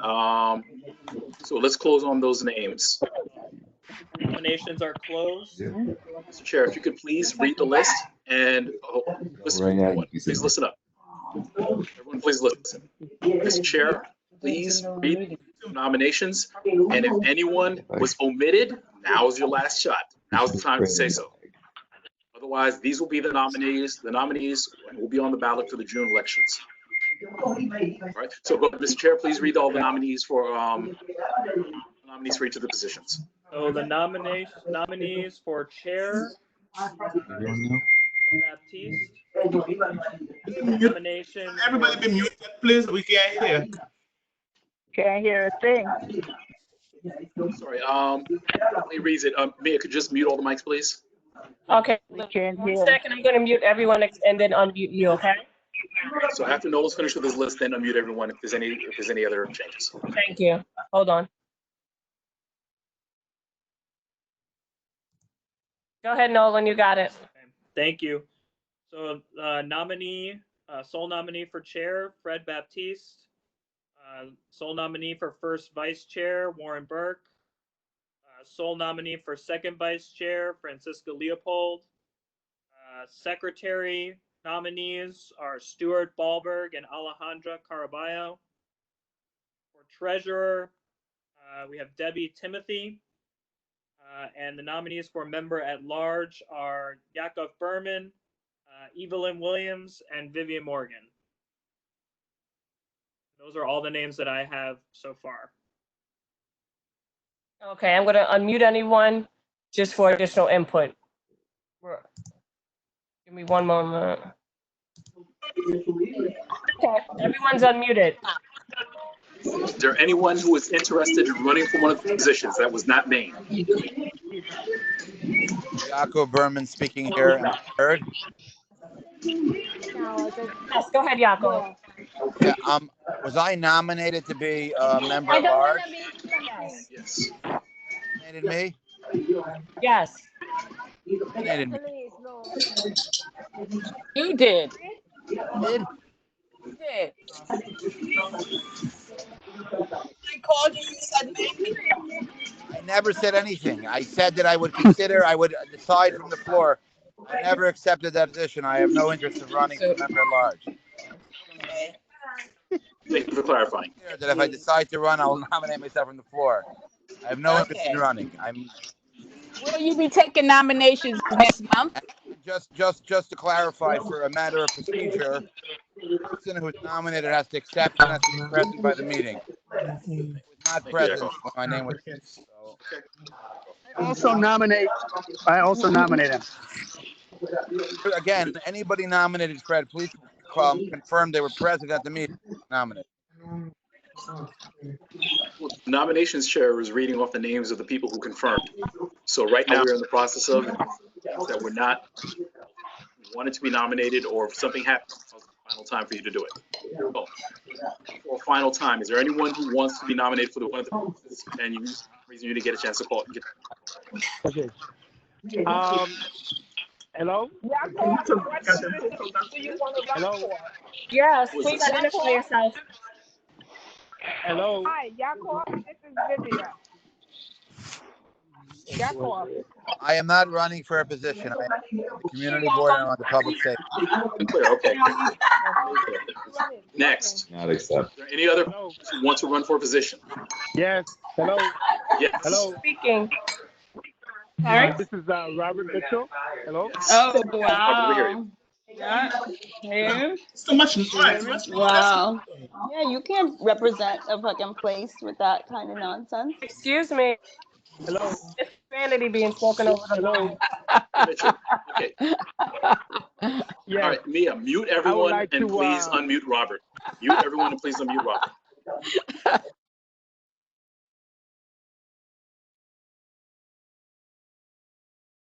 ahead, Mr. Mitchell. Mr. Mitchell.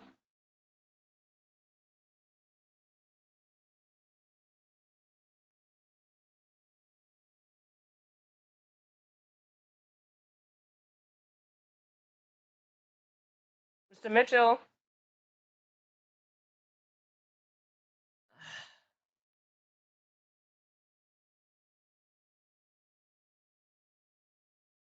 Hello? Hello? Hello, can you hear me? Yes. Yes. Can you hear me now? I'd like to run for second vice chair. Robert Mitchell. Yes. I said, I'm sorry. And please, no, Robert Mitchell, second vice chair. Yeah, thank you. Thank you. Will you be taking nominations from the floor in June? No. What about the new board members? You can't run. Nations in June. New On the board at least for run. Yeah, new board members can All right. run. The nominees be presentations for the new board members. Please mute.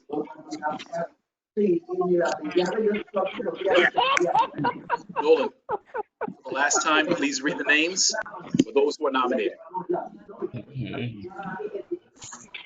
We want to mute everybody again? Please mute everyone. 1 second.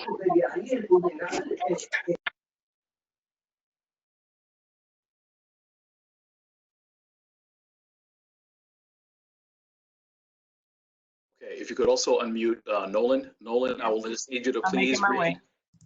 Go ahead, Nolan. Just read the list of the names. Okay, so here are the nominees for the different positions. For chair, we have Fred Baptiste. First vice chair, we have Warren Burke.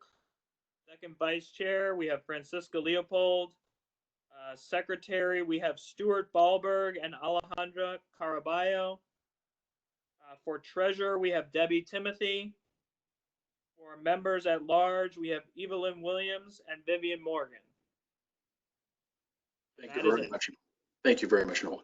And just to answer the one question that I had heard, to make sure it's clear, there was a question with regards to, for new board members who are there, will they have an opportunity to run? Per the bylaws, qualifications for officer positions include you must be on the board for a year prior to running for office. So anyone coming onto the board now is ineligible. They would not be eligible to run per the bylaws. So the names as read by the chairperson of the nominating committee are the names that will appear on the ballot in June. There are some other items that we need to discuss with regards to the elections, which I will cover in my chairman's report shortly.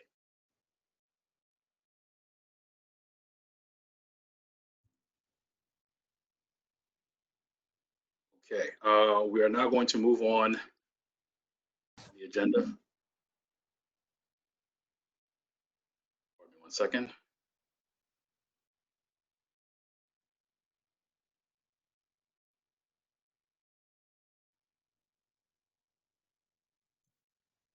Okay.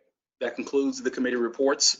We are now going to move on to the treasurer's report. Ms. Timothy, could you unmute Debbie's mic? I believe she was a call-in. Where are you? Debbie. Hold on. Debbie, if you can unmute yourself, I'd appreciate it.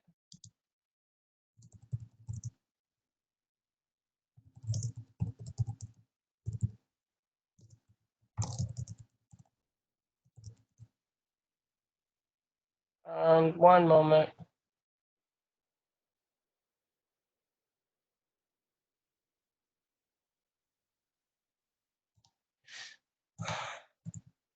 Debbie? Okay,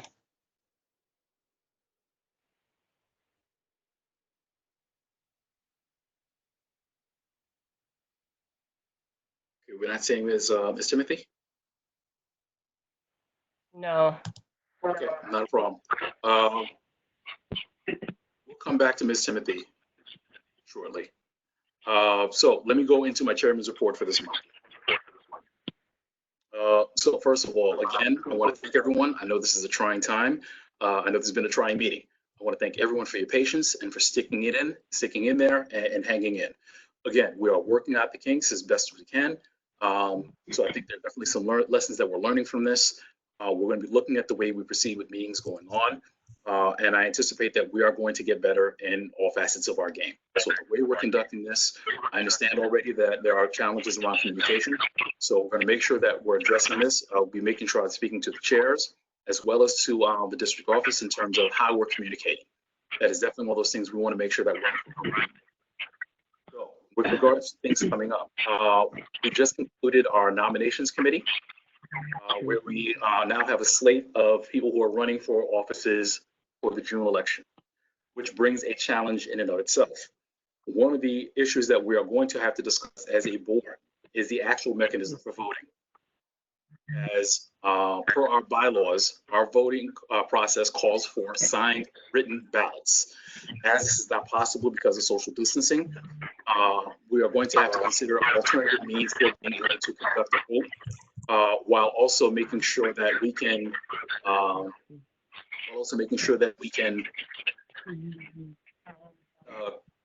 attribute all votes to the board members as well. So we are looking at solutions in terms of how we'll be able to accomplish that. But even before that, one of the things that we will have to do is we are going to have to answer a question where we are going to have to amend our bylaws in terms of allowing for electronic voting, at least in this instance. Currently, I'm in contact, we've received guidance from Borough Hall, and I'm in contact with the Commission Council, trying to get additional guidance in terms of how we can best accomplish this. Some of the conversation is about amending our bylaws so that way it's just from now on an option. One of the challenges with that is right now we are able to do what we're doing because of the suspension of the open meetings law. Once the executive order that suspends that is gone, all the requirements, we're expecting that all the requirements of the open meeting law will come back in, which would mean that would be required to meet virtually, and all those requirements of our bylaws come back into play. So we're trying to get guidance so that we can proceed on the best possible foot forward, so that way we make sure our legal posture is maintained. So what is this going to call for the board? I'm going to let the board know that after some consideration, what we will probably need to do, as I don't have the answers right now, but we need to get those, is we will have a special meeting that I will call. It should be done in roughly 10 days, where we are going to consider a question with regards to amending our bylaws so that we allow for electronic voting. So this is expected to be a limited purpose meeting as per our bylaws in terms of special meetings. The question will be before us. I anticipate that this is going to be a relatively short meeting. We will make sure that the information is given out in advance. There will be a time for brief conversation with regards to it, but I don't anticipate the meeting taking more than 30 minutes. But I'm going to need to call on board members at this point. I need you to make sure that when we call this meeting, you are on, we achieve a quorum, and we're able to conduct our business. So that way, when June comes and we have our elections, we're able to proceed. Additionally, I wanted to also talk about our committees. First of all, I want to thank all of the chairs and all the committee members for the fantastic work you're doing. Just from hearing between, we have committees that are going out there and they're talking to businesses. We have committees that are out doing food distribution. Our committees are still working on transportation issues because that has not gone away, and all the fantastic work that board members have been doing. So I want to thank everyone.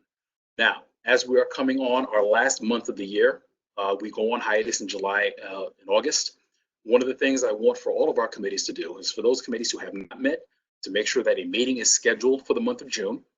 And additionally, what I'm asking for all the chairs to do and the committees to do is really do a sort of a post-mortem in terms of let's look at where we stand as a board. One, what are the things that we did well this year? Or what your committees did well this year? And there are a number of things that you did, and I applaud everyone for that. Partly because, and I want us to do this because we should look at those things we did well, and we should try and make sure that those are things we do again, especially if they're effective. The other thing I also want us to do is, this has been a question in the past of, we seem to rebuild the wheel every fall when we come back because we don't have continuity.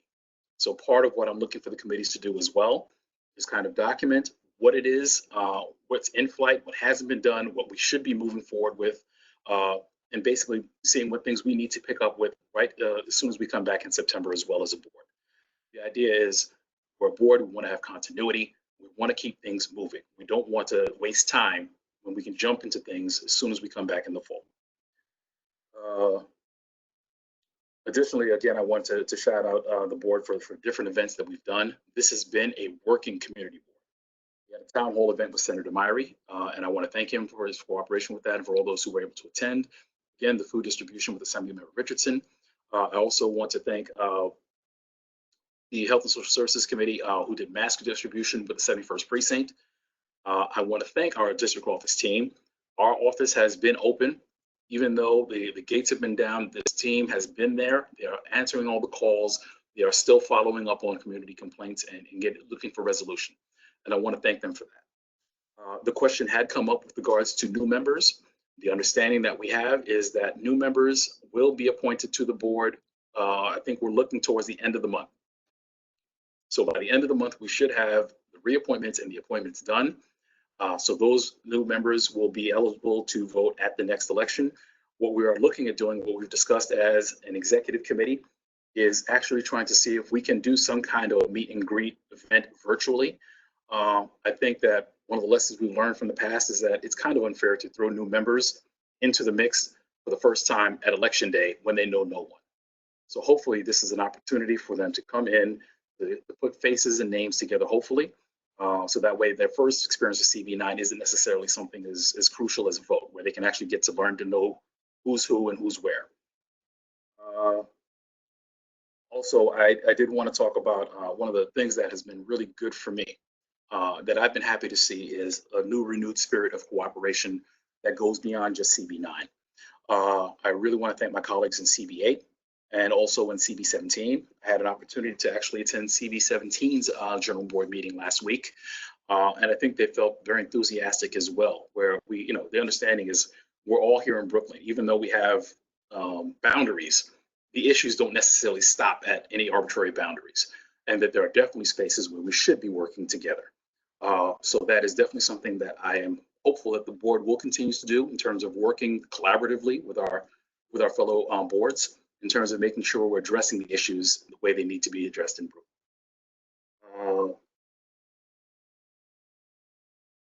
And that is all I have for right now. But again, so I think one of the things I need for the board members to look out for is there will be a special meeting that is going to be announced within the next couple of weeks. I'm going to need for board members. I understand it's a sacrifice, this being an off time, but we're going to need you to come on to vote on the question as it's presented, so that way we can proceed and make sure we're voting and able to elect officers in June on time per our bylaws. Okay, that concludes my chairman's report for right now. I do want to depart from the agenda just briefly, as we do have the leader for the Democratic Party in Brooklyn on the line as well. Ms. Bashad, are you still there? Hello, yes, I am. Yes, please, I mean, welcome to Committee Board 9. If you have give a couple of minutes if you'd like to say anything to the board. Yeah, I just wanted to say hi to Committee Board 9. I haven't seen you all in a while. It's been crazy for all of us, but I just wanted to let you know that although I represent the 42nd Assembly, as an Assembly member, I am the newly elected Brooklyn Democratic Party leader, and so you are all my children. I just want to say that I'm here to serve all of you. If there's an issue, feel free to call my office at 718-940-0428. We have been getting a flux of emails regarding unemployment and other issues. My office has been serving the entire Brooklyn. So again, thank you, and I also just want to congratulate all of you, congratulate the chair. And again, thank you for your support in the past with the Jean-Jacques Dessalines Boulevard. I know I haven't had a chance to come back to the Transportation Committee or the board, but I want to tell you, and I'll come back June. Now that I'm not physically in Albany, I can come back. I can participate in your meetings and be as helpful as I can. So thank you for that. And we're all in this together, everyone. I know many of you are frustrated. There's a lot going on, but we are all in this together. We are fighting hard. Tomorrow is our first day of session. It's going to be remote. It's going to be public. We are going to be voting on a number of bills like mortgage forbearance, rent subsidies, a number of other COVID emergency related bills, even like general boards and nonprofits being able to do meetings virtually. We're still fighting for funding for our schools, and we're still fighting for more funding for food. And as you know, Medicaid was cut.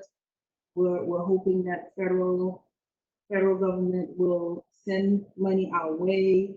We're fighting for our hospitals, we're fighting for our essential workers. So we're doing a lot. And we just want to thank you for our patience. And feel free to join at our session tomorrow. It's open to the public. We're going to have session tomorrow. We're going to have session Thursday. So feel free to chime in and listen to your local elected officials on issues that matters to you. So again, thank you so much, Mr. Baptiste. Thank you all, the whole team, for doing this. And I look forward to seeing you next month. Okay, so I'm here for you, right? This is Assemblywoman Rodneyski Short, also the newly Democratic Party leader, first woman, first Black woman to be in this position. And we have a lot of work to do. Thank you so much. Thank you so much, Assembly Member. And you're always welcome to come here to CB9. We really appreciate you joining us this evening, and we look forward to seeing you next month as well. And also, I did also want to acknowledge we have another guest with us tonight. We have Mr. Josh Pierre, who's also a district leader. Josh, are you on the line still? Yes, I am. Thank you, Mr. Chair, for the opportunity to speak here this evening. Normally, I come to CB9 on behalf of the Controller's Office. I'm no longer with the Controller's Office, so that there is no confusion. I'm here in my personal capacity as a civic leader. I just wanted to flag a couple of things that I think are critically important for residents of Flatbush, Crown Heights, and CB9 in general, and they have to do with the city's budget. Last week, I had the opportunity to speak at the budget committee hearing for the New York City Council. And there were about 350 people who presented and represented the interest of their local communities and neighborhoods. And I was a little bit disappointed during that entire 9-hour-long public session. There were less than 3 or 4 people from our general area that spoke on behalf of our communities. So I'm glad I had a chance to speak there. And these are some of the key things that I want to point out to you, the community that I was concerned about. So my neighbors and I in Flatbush are definitely concerned about the cuts the mayor's budget would make to jobs, education, funding for our schools, sanitation, and very critically and important, affordable housing in neighborhoods like ours. The mayor is basically cutting into his own affordable housing program. And on the education front, there's a program called the Fair Schools Funding Program. They're cutting $100 million from that program. Why is that important to us here in the greater Flatbush area? A significant portion of our student population speak a second language. And what Fair School Funding does is it provides additional funds to basically ensure there's equity and there's additional programming for these students. When they take away that type of funding, even if your kid doesn't speak Spanish, Urdu, or Haitian Creole, that's less money available for your child as well. So it's critically important we pay attention to that. They're also cutting $80 million from sanitation. In my entire time of going to block associations, whether it be in PLG or in South Crown Heights, I've never heard anybody complain that the streets are too clean. In fact, it's, we need to clean up Nostrand Avenue. We need to do something about the garbage along the side streets. And so this $80 million cut to sanitation is going to directly impact the quality of life and the presence for small businesses along the commercial corridors. So these were a couple of things I wanted to flag for the community.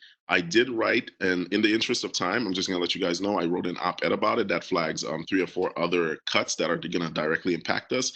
If you wanna read into it, it was published in the BK Reader, and the title of the article is "What Proposed Budget Cuts Mean for Flatbush and the 40th Council District." I encourage you all to Google it and take a look.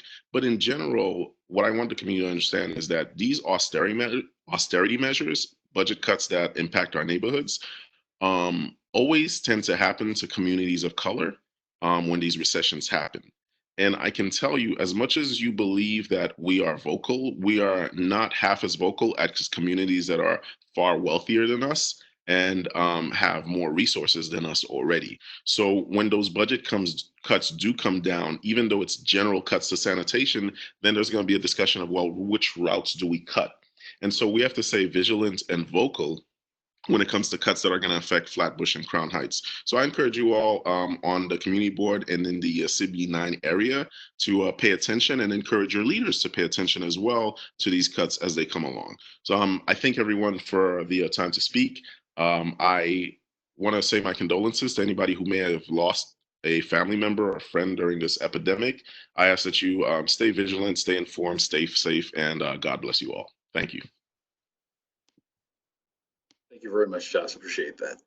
And again, I thank the board for your indulgence. I just wanted to make sure that we recognized the leadership who had joined us this evening as well.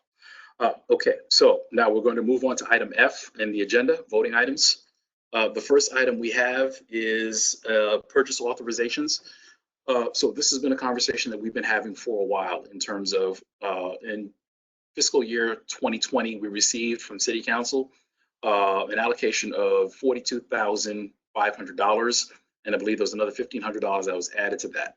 That money was given by the City Council to community boards to augment whatever resources we have, so we were able to do a few more things than we normally had. Additionally, because we have a vacant DM position, one of the things that we were able to do was reclaim some of the unused salary from the DM. So there were some additional funds that we were able to claw back that are usable for community board expenditures. So one of the things that unfortunately, because of COVID, we were sidetracked a little bit in terms of our conversations, in terms of how we were going to spend the money. Some of the intent was definitely to be able to put some of the funding into community events, but with social distancing, some of the plans had to change a little bit. So what I've done is I've had conversations with our district office team with regards to the monies, what things we can do to improve Community Board 9, be it from a technology perspective, if there were any services that we normally wouldn't be able to take care of to make the district office better. So we were able to actually develop a document which was sent to all the board members, and that will be a question that we'll be able to discuss this evening. At this point, Mia, I would like for you to speak with regards to the document a little bit and just point out any items and answer any questions before we consider it for a vote. There might be a slight difficulty with this because we have a lot of call-in participants today. But a basic overview of the document essentially just lays out what we intend on, well, prospective purchases for the Community Board office, with the largest purchase being the acquisition of a new server. The current server in the Community Board office is over 10 years old and does not provide modern cloud capacity. So essentially any document that we may randomly need to conduct any day-to-day work, if it's not saved on a flash drive, Khalid and I have to make our way to the office to obtain it because we do not have remote access to our documents. So essentially, the new server, well, for the board membership, they were provided this document, and this Excel sheet was also discussed at the executive committee. It gives a general layout and quotes for all of these prospective purchases, with the new server being the largest purchase in the amount of $16,500.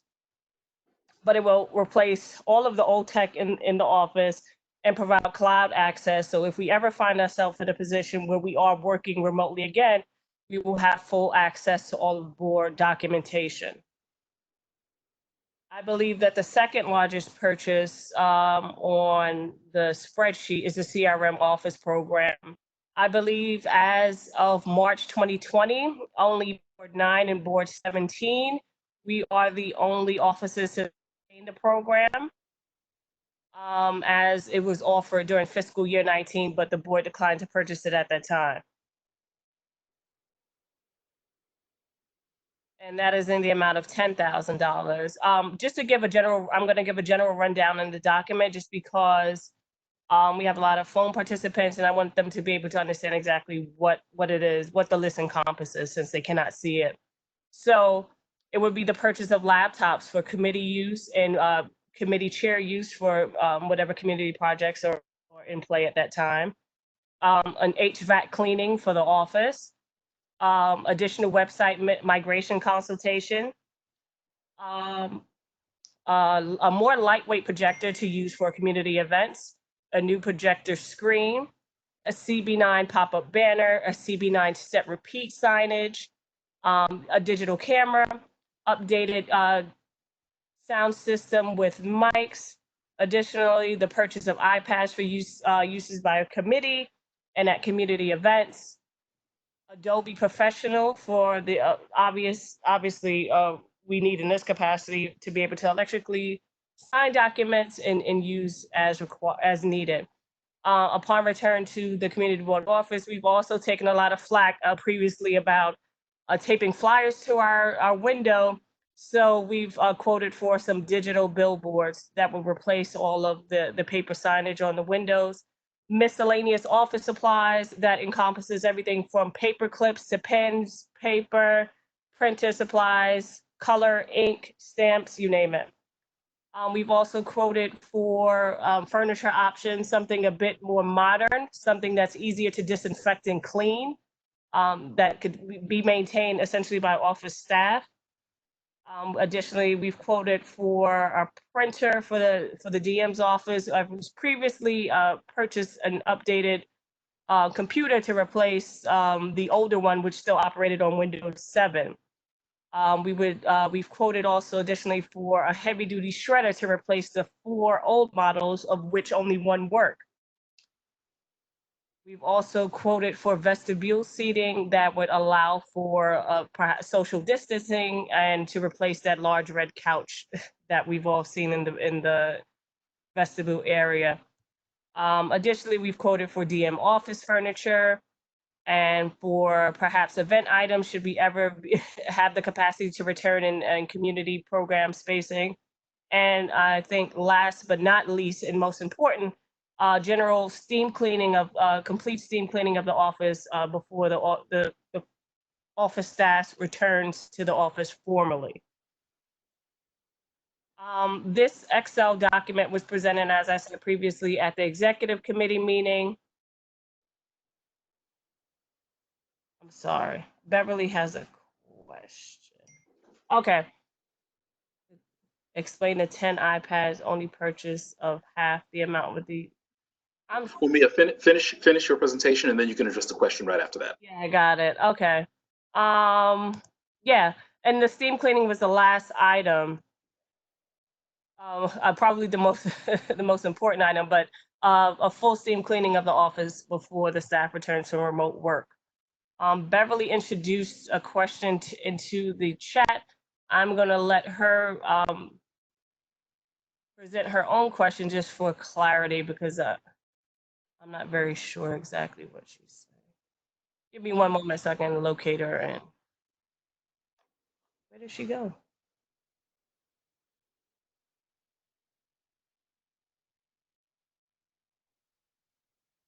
Beverly, where are you? Beverly. Okay, gotcha. Beverly, I've unmuted you so that you can present your question. Oh, I was noticing on the spreadsheet there are 10 iPads with Wi-Fi only and 4 laptops. Why not decrease the amount of iPads purchased and let them have internet? And that means they could serve as a substitute for laptops as well. Well, I think that the iPads would be for more field committee work that can be taken in the field and connected to Wi-Fi. But if where we're going don't have Wi-Fi, then those iPads wouldn't be any good. If I could also, because this is part of the conversation we had. So part of the reason why is, one, we want to make sure that there were sufficient iPads that, as Mia stated, so that way committees can have them, we can be in events. So if it's a matter of we're taking polls or questions or anything else, that can be done. You can have a team that's actually there being able to do the work separately. But we wanted a sufficient amount of, no, hold on, let me finish the point. And the other reason why it's kind of difficult to say we're going to purchase them with internet is because, remember, the funds don't travel with them. So for us to say we can afford subscriptions or we can afford internet service to go along with those is a little bit more difficult. So for us, it's easier to get the hardware and deal with that, as to say we're going to get stuff that becomes obsolete when we can't afford to pay for it because we can't afford the internet. But you could purchase a hotspot that would have, and then the plan would be meager. Well, I mean, meager is going to be relative. We're also facing budget cuts that are going to come. So this is one thing that at least we have the iPads and we can use the iPads. If we have Wi-Fi, absolutely, it bolsters everything. But if nothing else for the event, we can capture the information and we can always sync later on. But again, the laptops maintain that capacity as well. To connect. Sorry, say again. The iPads connect to Wi-Fi as well. The laptops does? The laptops as well as the iPads. But that's what I'm saying. Without Wi-Fi for the iPads, we'll have 10 of them. But without Wi-Fi, it's just like, so what? To be quite honest, just about any public space that you go or any business has Wi-Fi at this point. But it's a general operating standard just as of now. I understand what you're saying, but you would have a government iPad that you wouldn't want to connect to free Wi-Fi though. But we don't have a budget line for the internet. That's the issue at hand. We don't have a budget line for internet subscription. So we can say, okay, we have the iPads and we have the internet that goes along so they can be standalone. That's money that we don't have and can't count on. But at least with the Wi-Fi.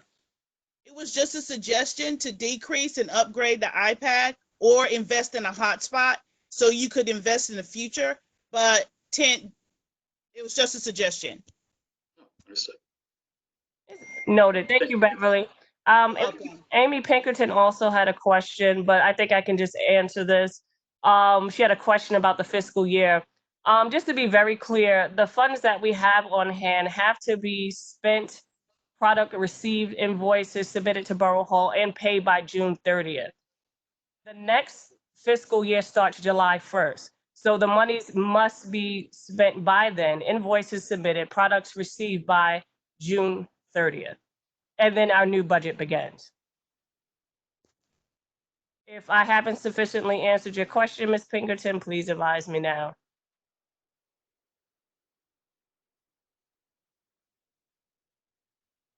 Okay, she's good to go. Is there anyone else with any questions?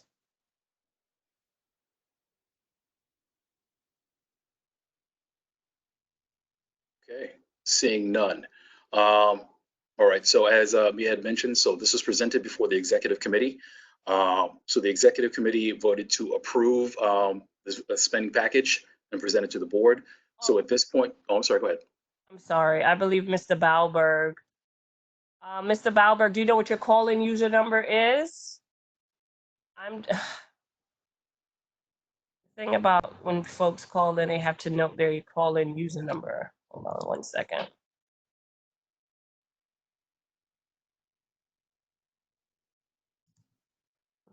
Mr. Bauberg, is that you?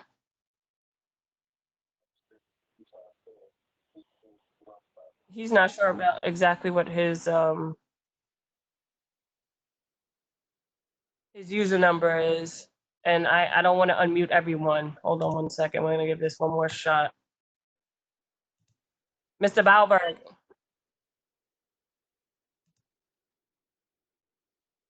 He's not sure exactly what his user number is. Okay. Did you want to try taking a chance unmuting so we can ask the question brief? Oh. Got him.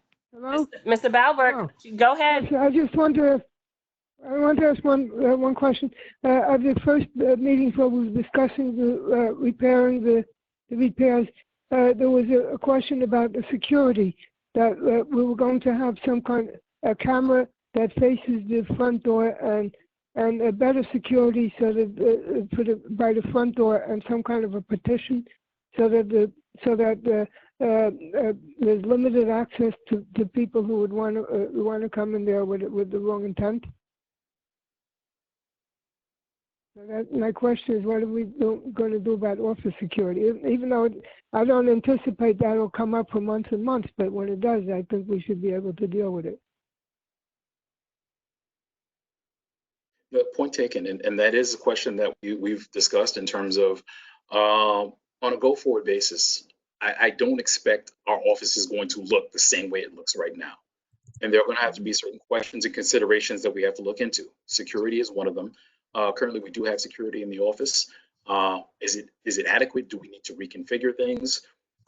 Definitely open questions where we're going to be looking at that in terms of how do we, how does the district office look in the next 6 to 10 months or so. Mm-hmm.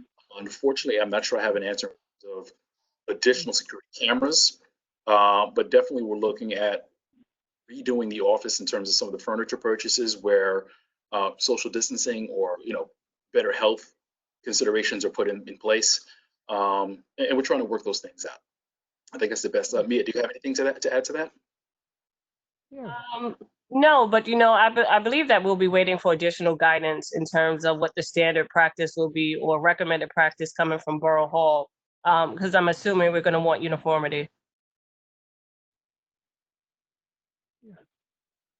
And this is going to be an open conversation again. I don't suspect that we're going to look the same. I don't expect, whenever we're talking about when COVID is done, I don't believe that we're going back to what we used to do.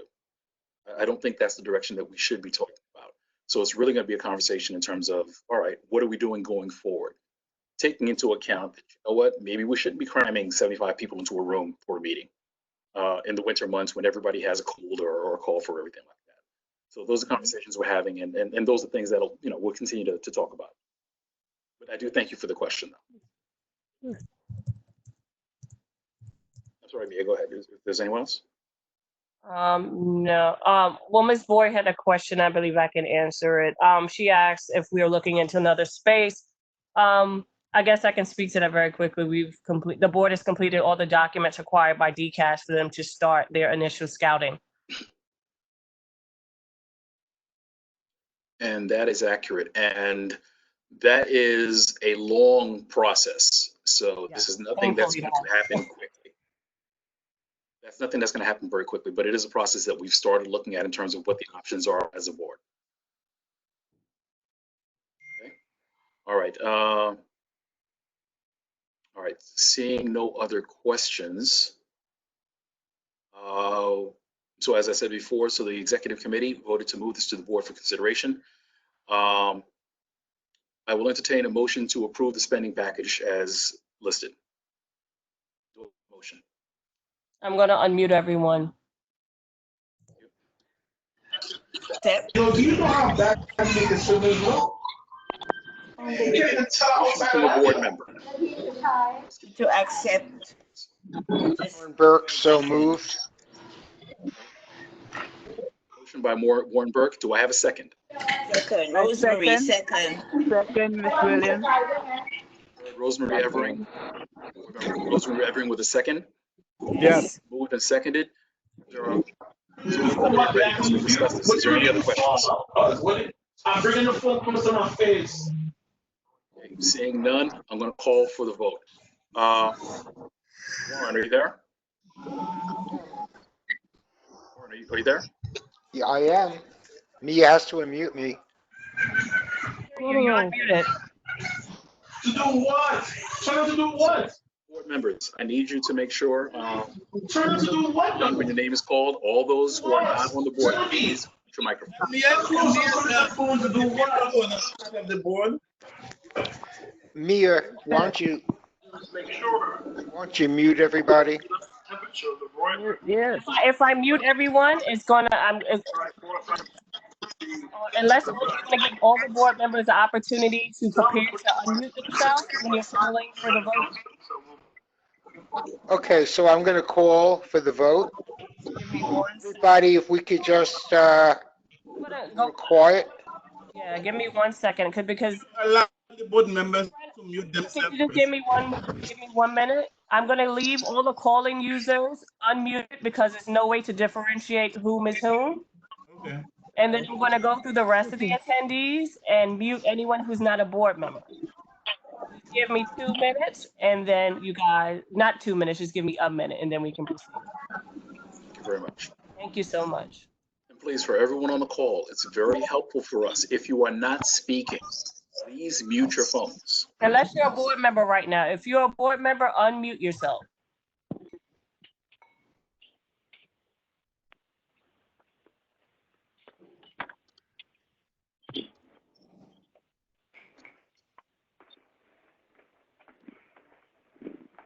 Hello?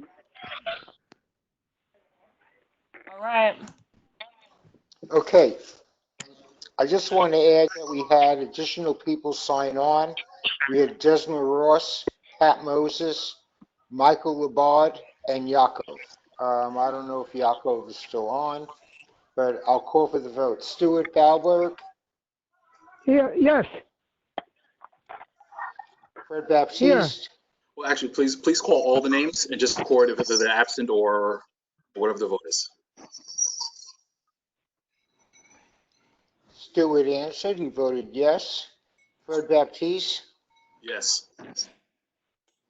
Virginia Bechtold,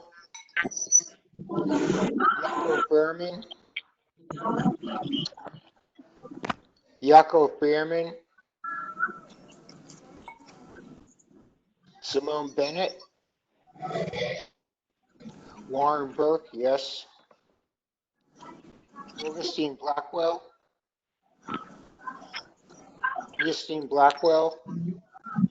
Alejandro Carabello, Sandra Carabello, Rosemary Evering. Thank you.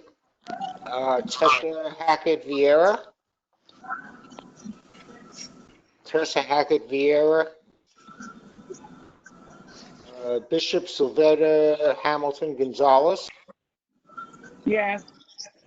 Thank you. Shlomo Heck.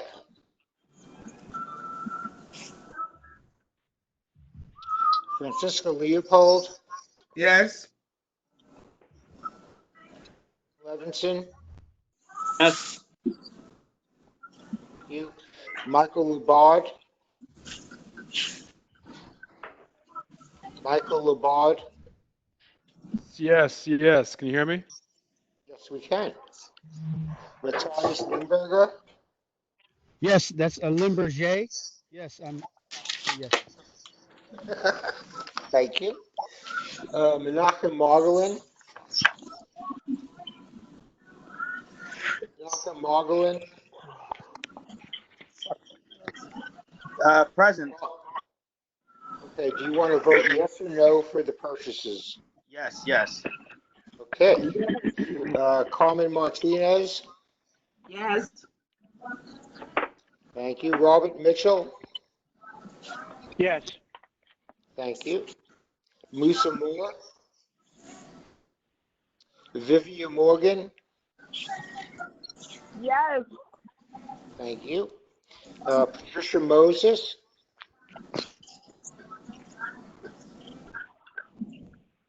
Patricia Moses. Beverly Newsom. Yes. Yes. Thank you. Amy Pinkerton. Amy Pinkerton.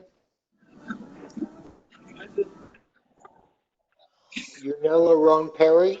Oh, I'm sorry. I'm here. I couldn't unmute my phone. Yes, vote. Thank you. Unella Roan Perry. Yes. Thank you. Mary Rollison Blackett. Desmond Ross. Yes. Thank you. Rashida Shadiq. Rashida Sadiq, yes. Thank you. Hi, Rabbi Rashida. Sperling. Rabbi Sperling. Debbie Timothy. Yes. Evelyn Williams. Yes. Lorianne Woosley. Yes. Thank you.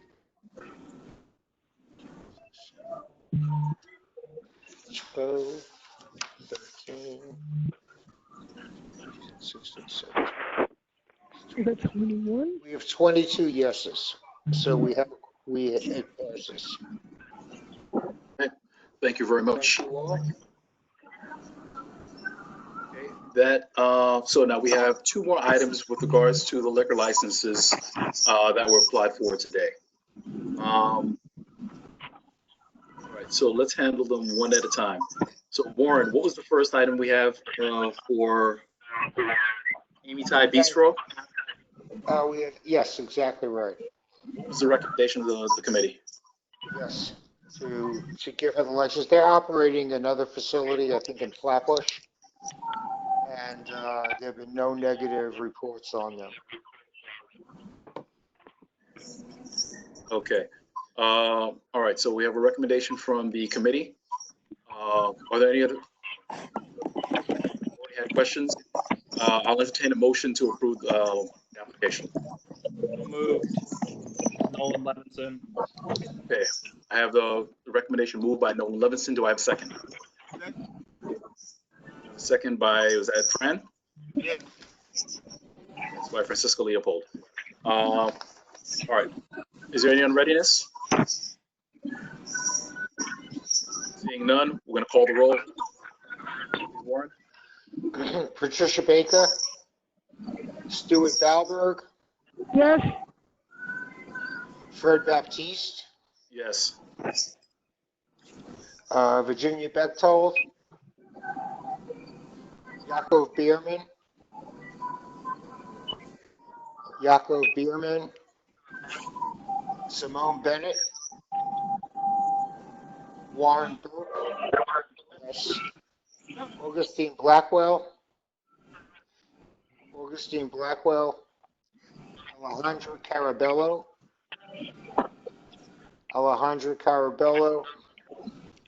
Rosemary Evering,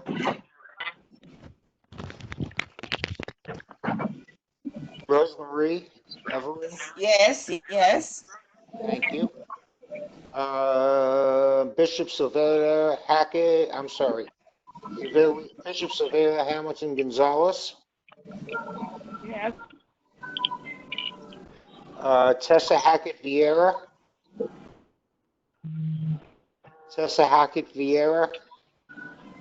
Shlomo Hecht, Francisco Leopold, Nolan Levinson, Yes. Michael Labard, Mateus Limberger, Limberger, yes. Menachem Morgelin, Yes. Carmen Martinez, Yes. Robert Mitchell. Yes. Thank you. Musa Moore, Vivian Morgan. Yes. Thank you. Patricia Moses,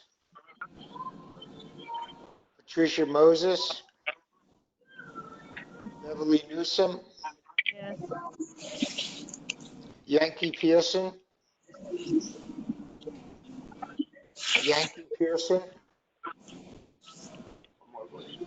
Amy Pinkerton, Yes. Wow, looks great. Sauce. Yunella Rockeri, Perfect. That's a great idea. Yunella. Yeah, sorry, did you hear me? I wasn't sure if I'm mute or not. Oh, Yankee Lauren, did you Pearson. hear me? Wait, hold on. Yankee Pearson. Okay, sorry, Yunella. Yes. Thank you. Mary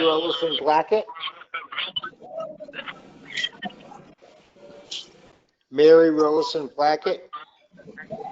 Lisma Ross. Yes. Thank you. Rashida.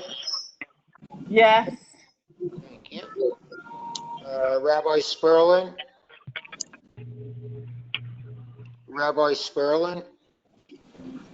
Debbie Timothy. Yes. Thank you. Evelyn Williams. Yes. Lorianne Woosley. Yes. Thank you.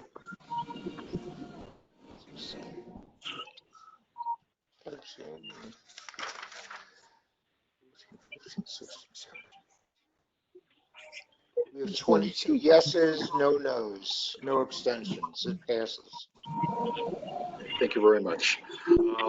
Okay, we're going to go on to the last item, which is the application submitted by Millstreet 882 LLC.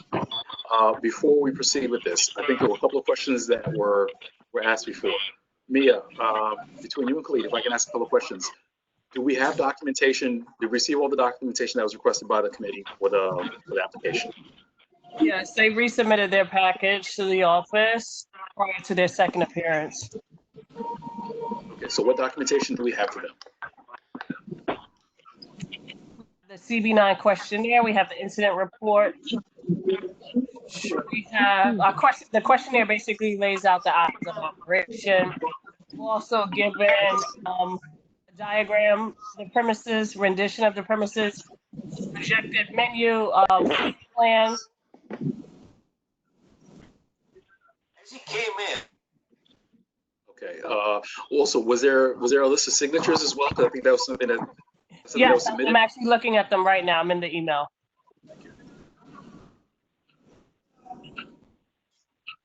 There wasn't any clarification on the hours of operation. One said 12 and somebody else says. Hold on, I can read it right now. Give me one moment. Okay. Yeah, I understand that there's some questions for the board, so we're going to try and get those answered before we consider the question.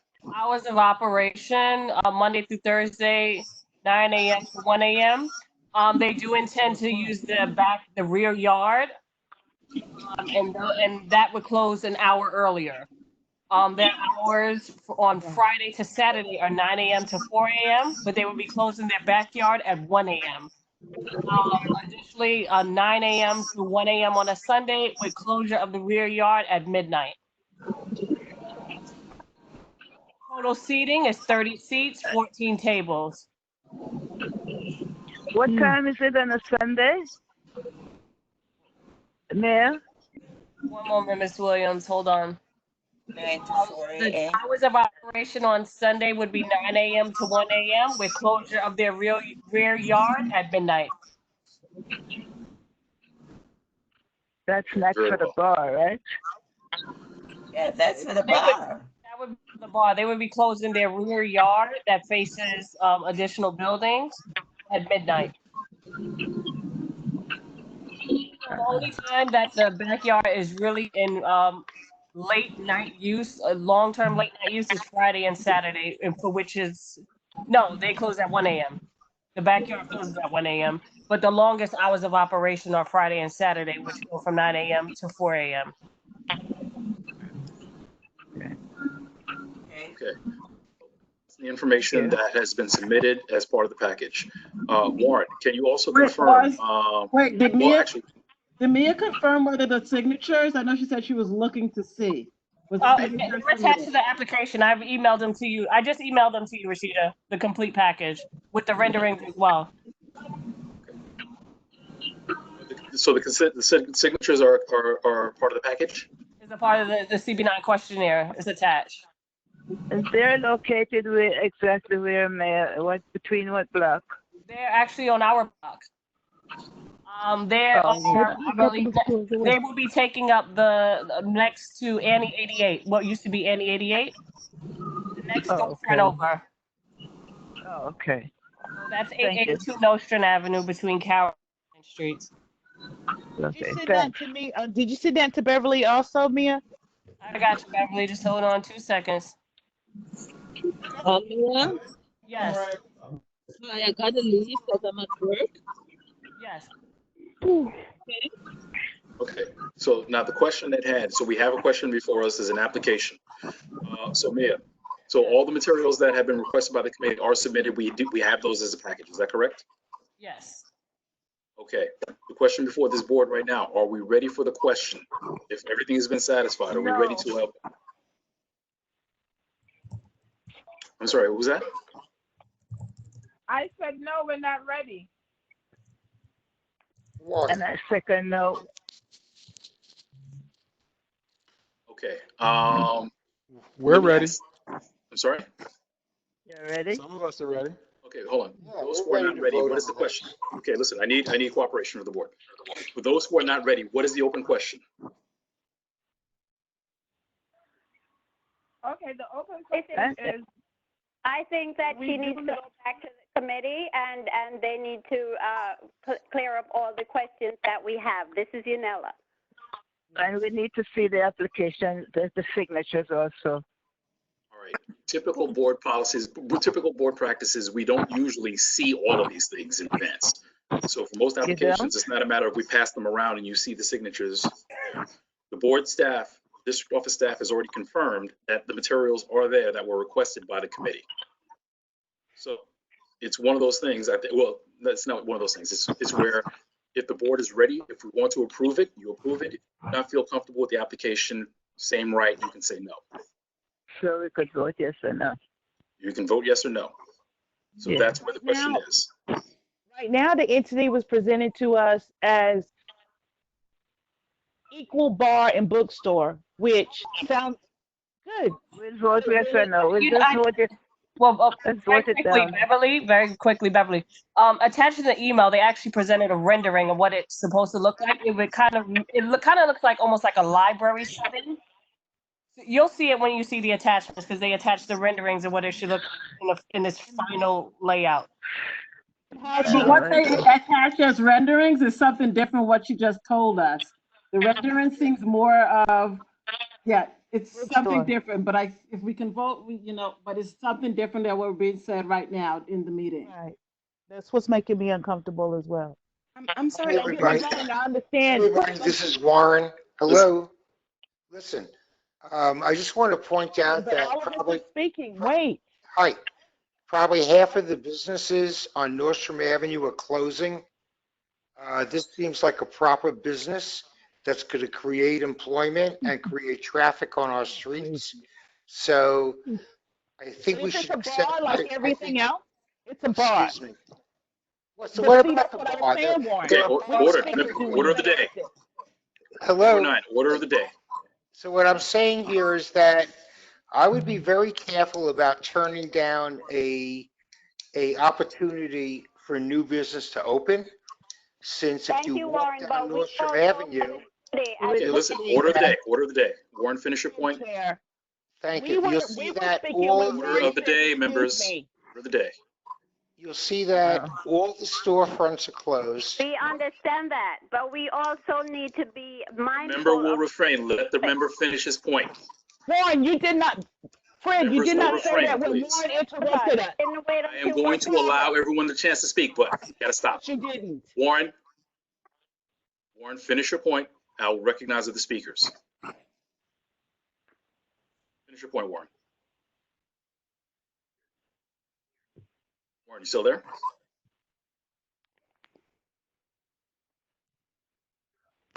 Oh, you know. You lose Warren? Hello. Yes. That's Thank right. Finish your point. Everybody, that's it. My opinion is this, that it's a valid business. They own the building. In terms of if it's 60% or 40% or 50% and 50%, that's something that a private business has the right to do. So I don't know why all the examination is necessary. We have the right to do so. Okay. Who says no? And Mia, I have please the mute right all the to members. say what I said. Mia, please mute the members. To put it in a capsule, Mia, a please mute the bar members. was declared. For us to have this conversation, we're going to need people to not talk over each other, okay? I am going to allow comments. That is what we do. We discuss and we may disagree, but we're not going to jump all over each other. We'll recognize speakers and we are going to either move to approve this or the other option is we can table this if we are still uncomfortable with this. But we are going to do this in order. Please unmute Warren, let him finish his point. Warren, please keep it under 30 seconds.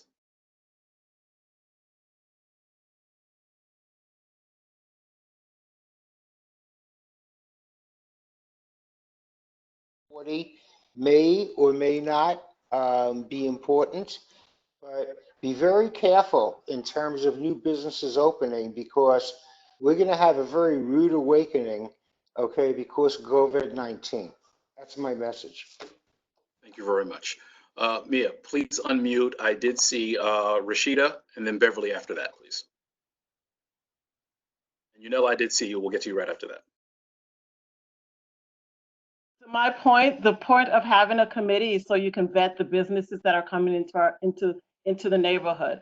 Also, to the point, there was a business that was there that was a long-term tenant, and yes, they recently bought the building, but they also served notice to that long-term tenant to vacate. So there was a business that was there that was also notified that they had to vacate for this new potential bar that is being couched, in my opinion, as a potential bookstore / bar that was initially in the first meeting when they came. It was touted as a bookstore with, hey, we're going to have drinks. And now it's going to be, well, we're not sure what the percentage of it is. It's really another bar in the neighborhood.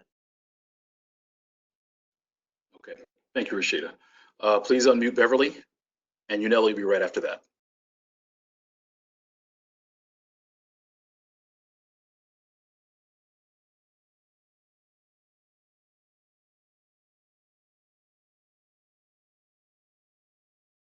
Okay, Beverly. Go ahead. Hey, Okay, go ahead. first chair, I have an issue with when Warren wanted to speak, all the rest of us had to be quiet and you allowed him to interject and ask us to be quiet to give him the floor. That's one. Two, I agree. When the lady first opened up her presentation, she was a bookstore who's serving liquor.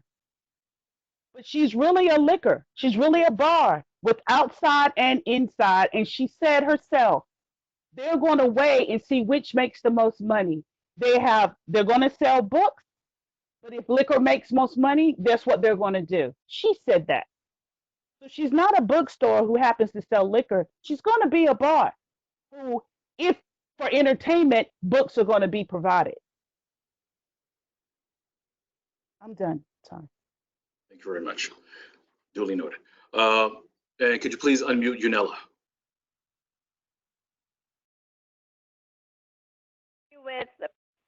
I agree with Rashida, and I agree with Beverly. Yes, Warren did interject, and you allowed him to go ahead and speak.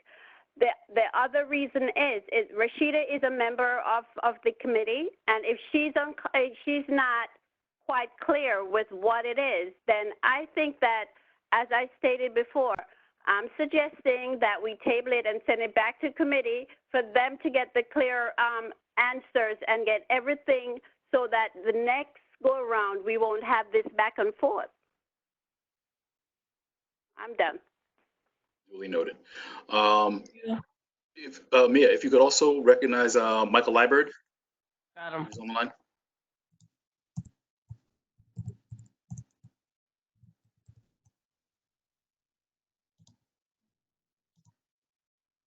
Mr. Liburd. Can you hear me? Yes. Go ahead. Hey, Mr. Chair, can you please explain the role of the committee in making these decisions? I'm not sure that I'm clear on what the committee is supposed to do. Absolutely. The committee's the job of the committee is to vet the applications. So part of that is they gather the applications. They understand what kind of licenses they're doing. They also consult with public safety in terms of, are there any fire issues? Were there any police issues? Yeah, and I think it's really ultimately that they'll make a recommendation whether this is something that the community wants. So just a point of clarification for me and maybe for others, is it our job to evaluate the business concept? The business concept? Yeah, that's what's going on right now, it sounds like. And I don't know if that's our role or if it's a public safety issue, but can we say, hey, we don't like the kind of businesses it is, and then reject it as a result of that? Is that the role of the committee? It's not the role of the committee, but that is the right of the member. If the member doesn't feel it's the fit, that's the reality of it. Every member has a vote.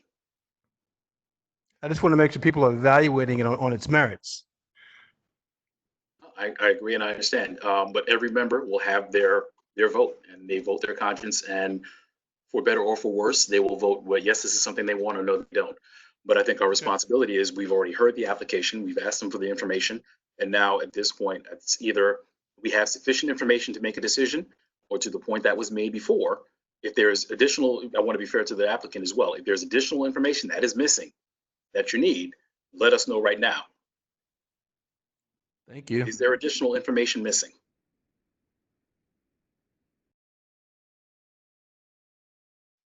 If there is no information that is missing, then I think we should call the question and the board votes. I believe there's another representative here for the business who's still present in the meeting who would like to lend a word or speak on the business specifically. Armin Levy?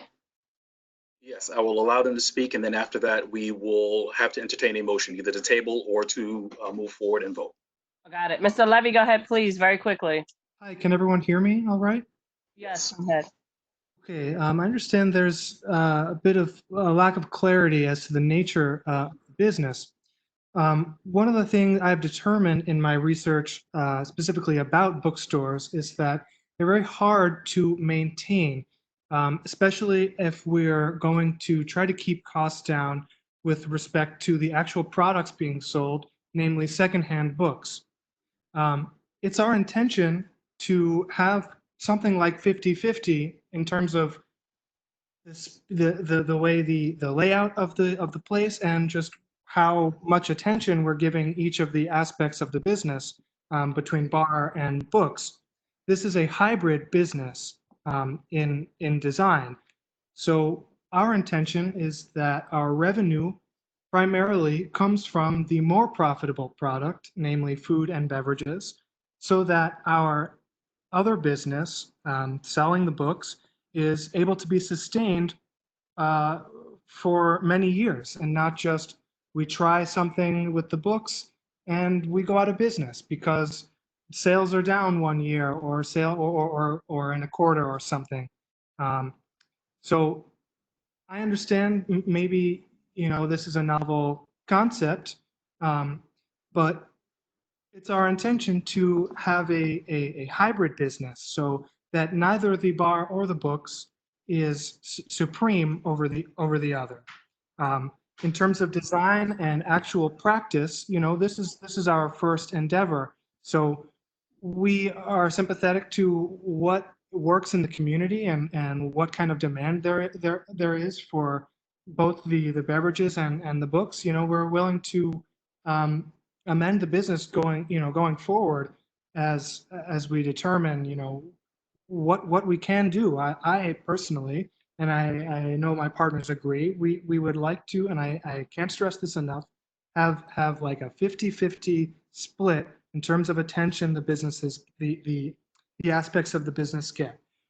Whether that's ultimately a 60-40 bar and books or the other way, or vice versa, it remains to be seen. I can't predict what the demand for the books will be, but it's the books is my personal passion, and it's our understanding that having the hybrid business is the best way to ensure the longevity of both businesses, specifically the bookstore aspect. Thank you.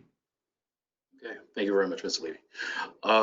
From the commentary I'm hearing, I think that there's definitely some unreadiness that is happening, and I think there might be still some confusion in terms of the business. And I think that there's perhaps a little bit more conversation that should happen with this. My recommendation, and I'll entertain a motion, is if we refer this back to the committee for additional conversation, and we can probably bring this back next month for final resolution. I'm sorry, Mr. Chair, point of order. Yes. I really think we have to be clear on what our role is here. Our role is not to tell a business owner what business they should bring to the community. That's not the role of the community board. If I'm incorrect, please correct me. No, and I absolutely agree. And it's not a matter of to go them and give them a new business model. But one thing that I think that I've heard a number of times is that there's still some uncertainty around the business. And what I don't want to see is that, there's a negative because of the uncertainty. I'd rather have that resolved, and that there is a vote that happens either yes, okay, fine, it's resolved and I'm for it, or even after the questions have been answered, I'm still against it. But I think in fairness to the business, that's what should happen in terms of we should proceed, with the full knowledge and the certainty of, okay, I'm comfortable with my decision because I had all the information that I needed.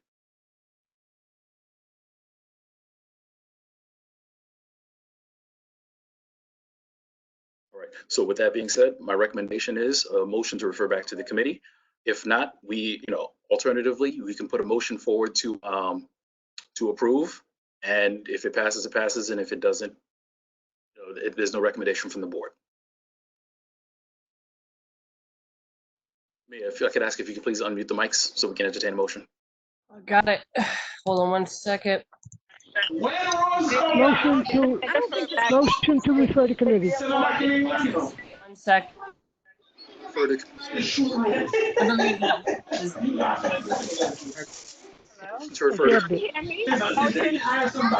One moment, everyone.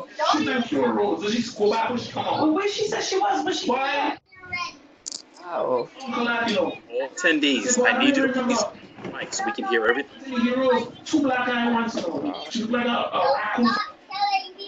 So, I heard a motion to committee. Who was the member who made the motion? Yes, that's Stuart Dahlberg. Motion by Stuart Dahlberg. Do I have a second? Second, Yanela. They're right there. Any other questions? Right there. Look. Seeing none. Warren, please call the roll. Okay. Right there, straight by the, no, yeah, right there. Okay, Patricia Baker. Stuart Dahlberg. No, yes. What am I saying? Yes. Fred Baptiste. Fred Baptiste. Come on, who's Junior that? Bechtold. Junior Bechtold. Jaco Berman. Yakov Berman, Simone Bennett, Simone Bennett, Warren Burke, no.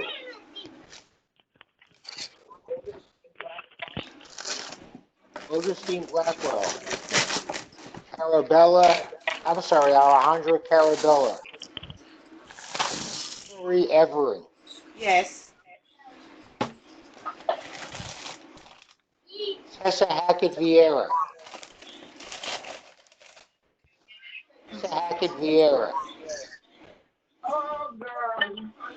Bishop Sylvetta Hamilton Gonzalez, Yes. Shlomo Hetz, Francesca Leopold, Yes. Clint Levinson, I can't believe I'm so. Nolan, thank you. Michael Labarde, nope. Mateus Limberger, nope.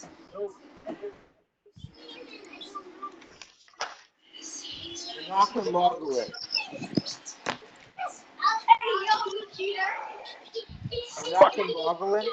Absolutely not. No. Carmen Martinez, Yes. Robert Mitchell, Yes. yes, thank you. Musa Moore, Vivian Morgan, Yes. Patricia Moses,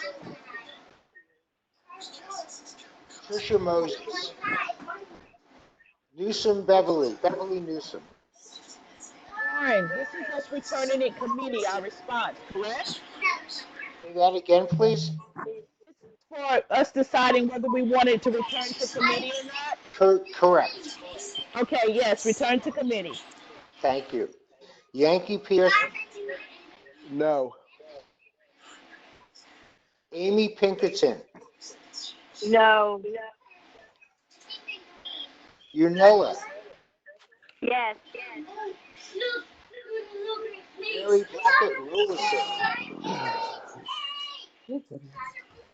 Mary Blackett Rollison.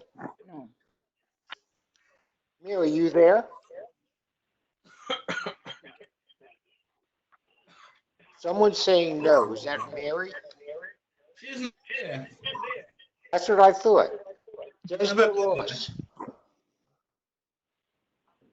Desma Ross. Rashida. Rabbi Sperlin. Debbie Timothy. No. No. Evelyn Williams. Yes. And Lorianne Woosley.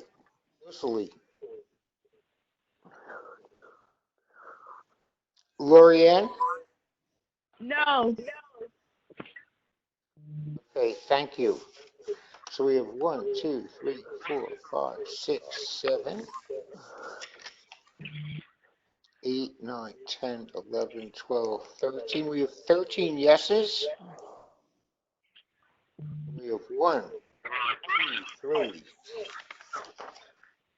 4, 5, 6, 7, 8. 8 noes, which totals 21. So we still have a quorum. It's tabled, goes back to committee. 13 yeses. Thank you. Thank you very much, Warren. All right, so for the representatives of 882, after this meeting, contact the district office and the chair.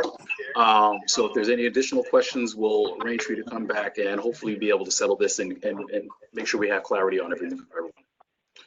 Okay. All right, with that being said, we move on. I think that's the last of our voting items. Move on to the agenda. Is there any unfinished business? I believe that's it. Okay. Seeing none. Any new business? Seeing none. I will entertain a motion to adjourn.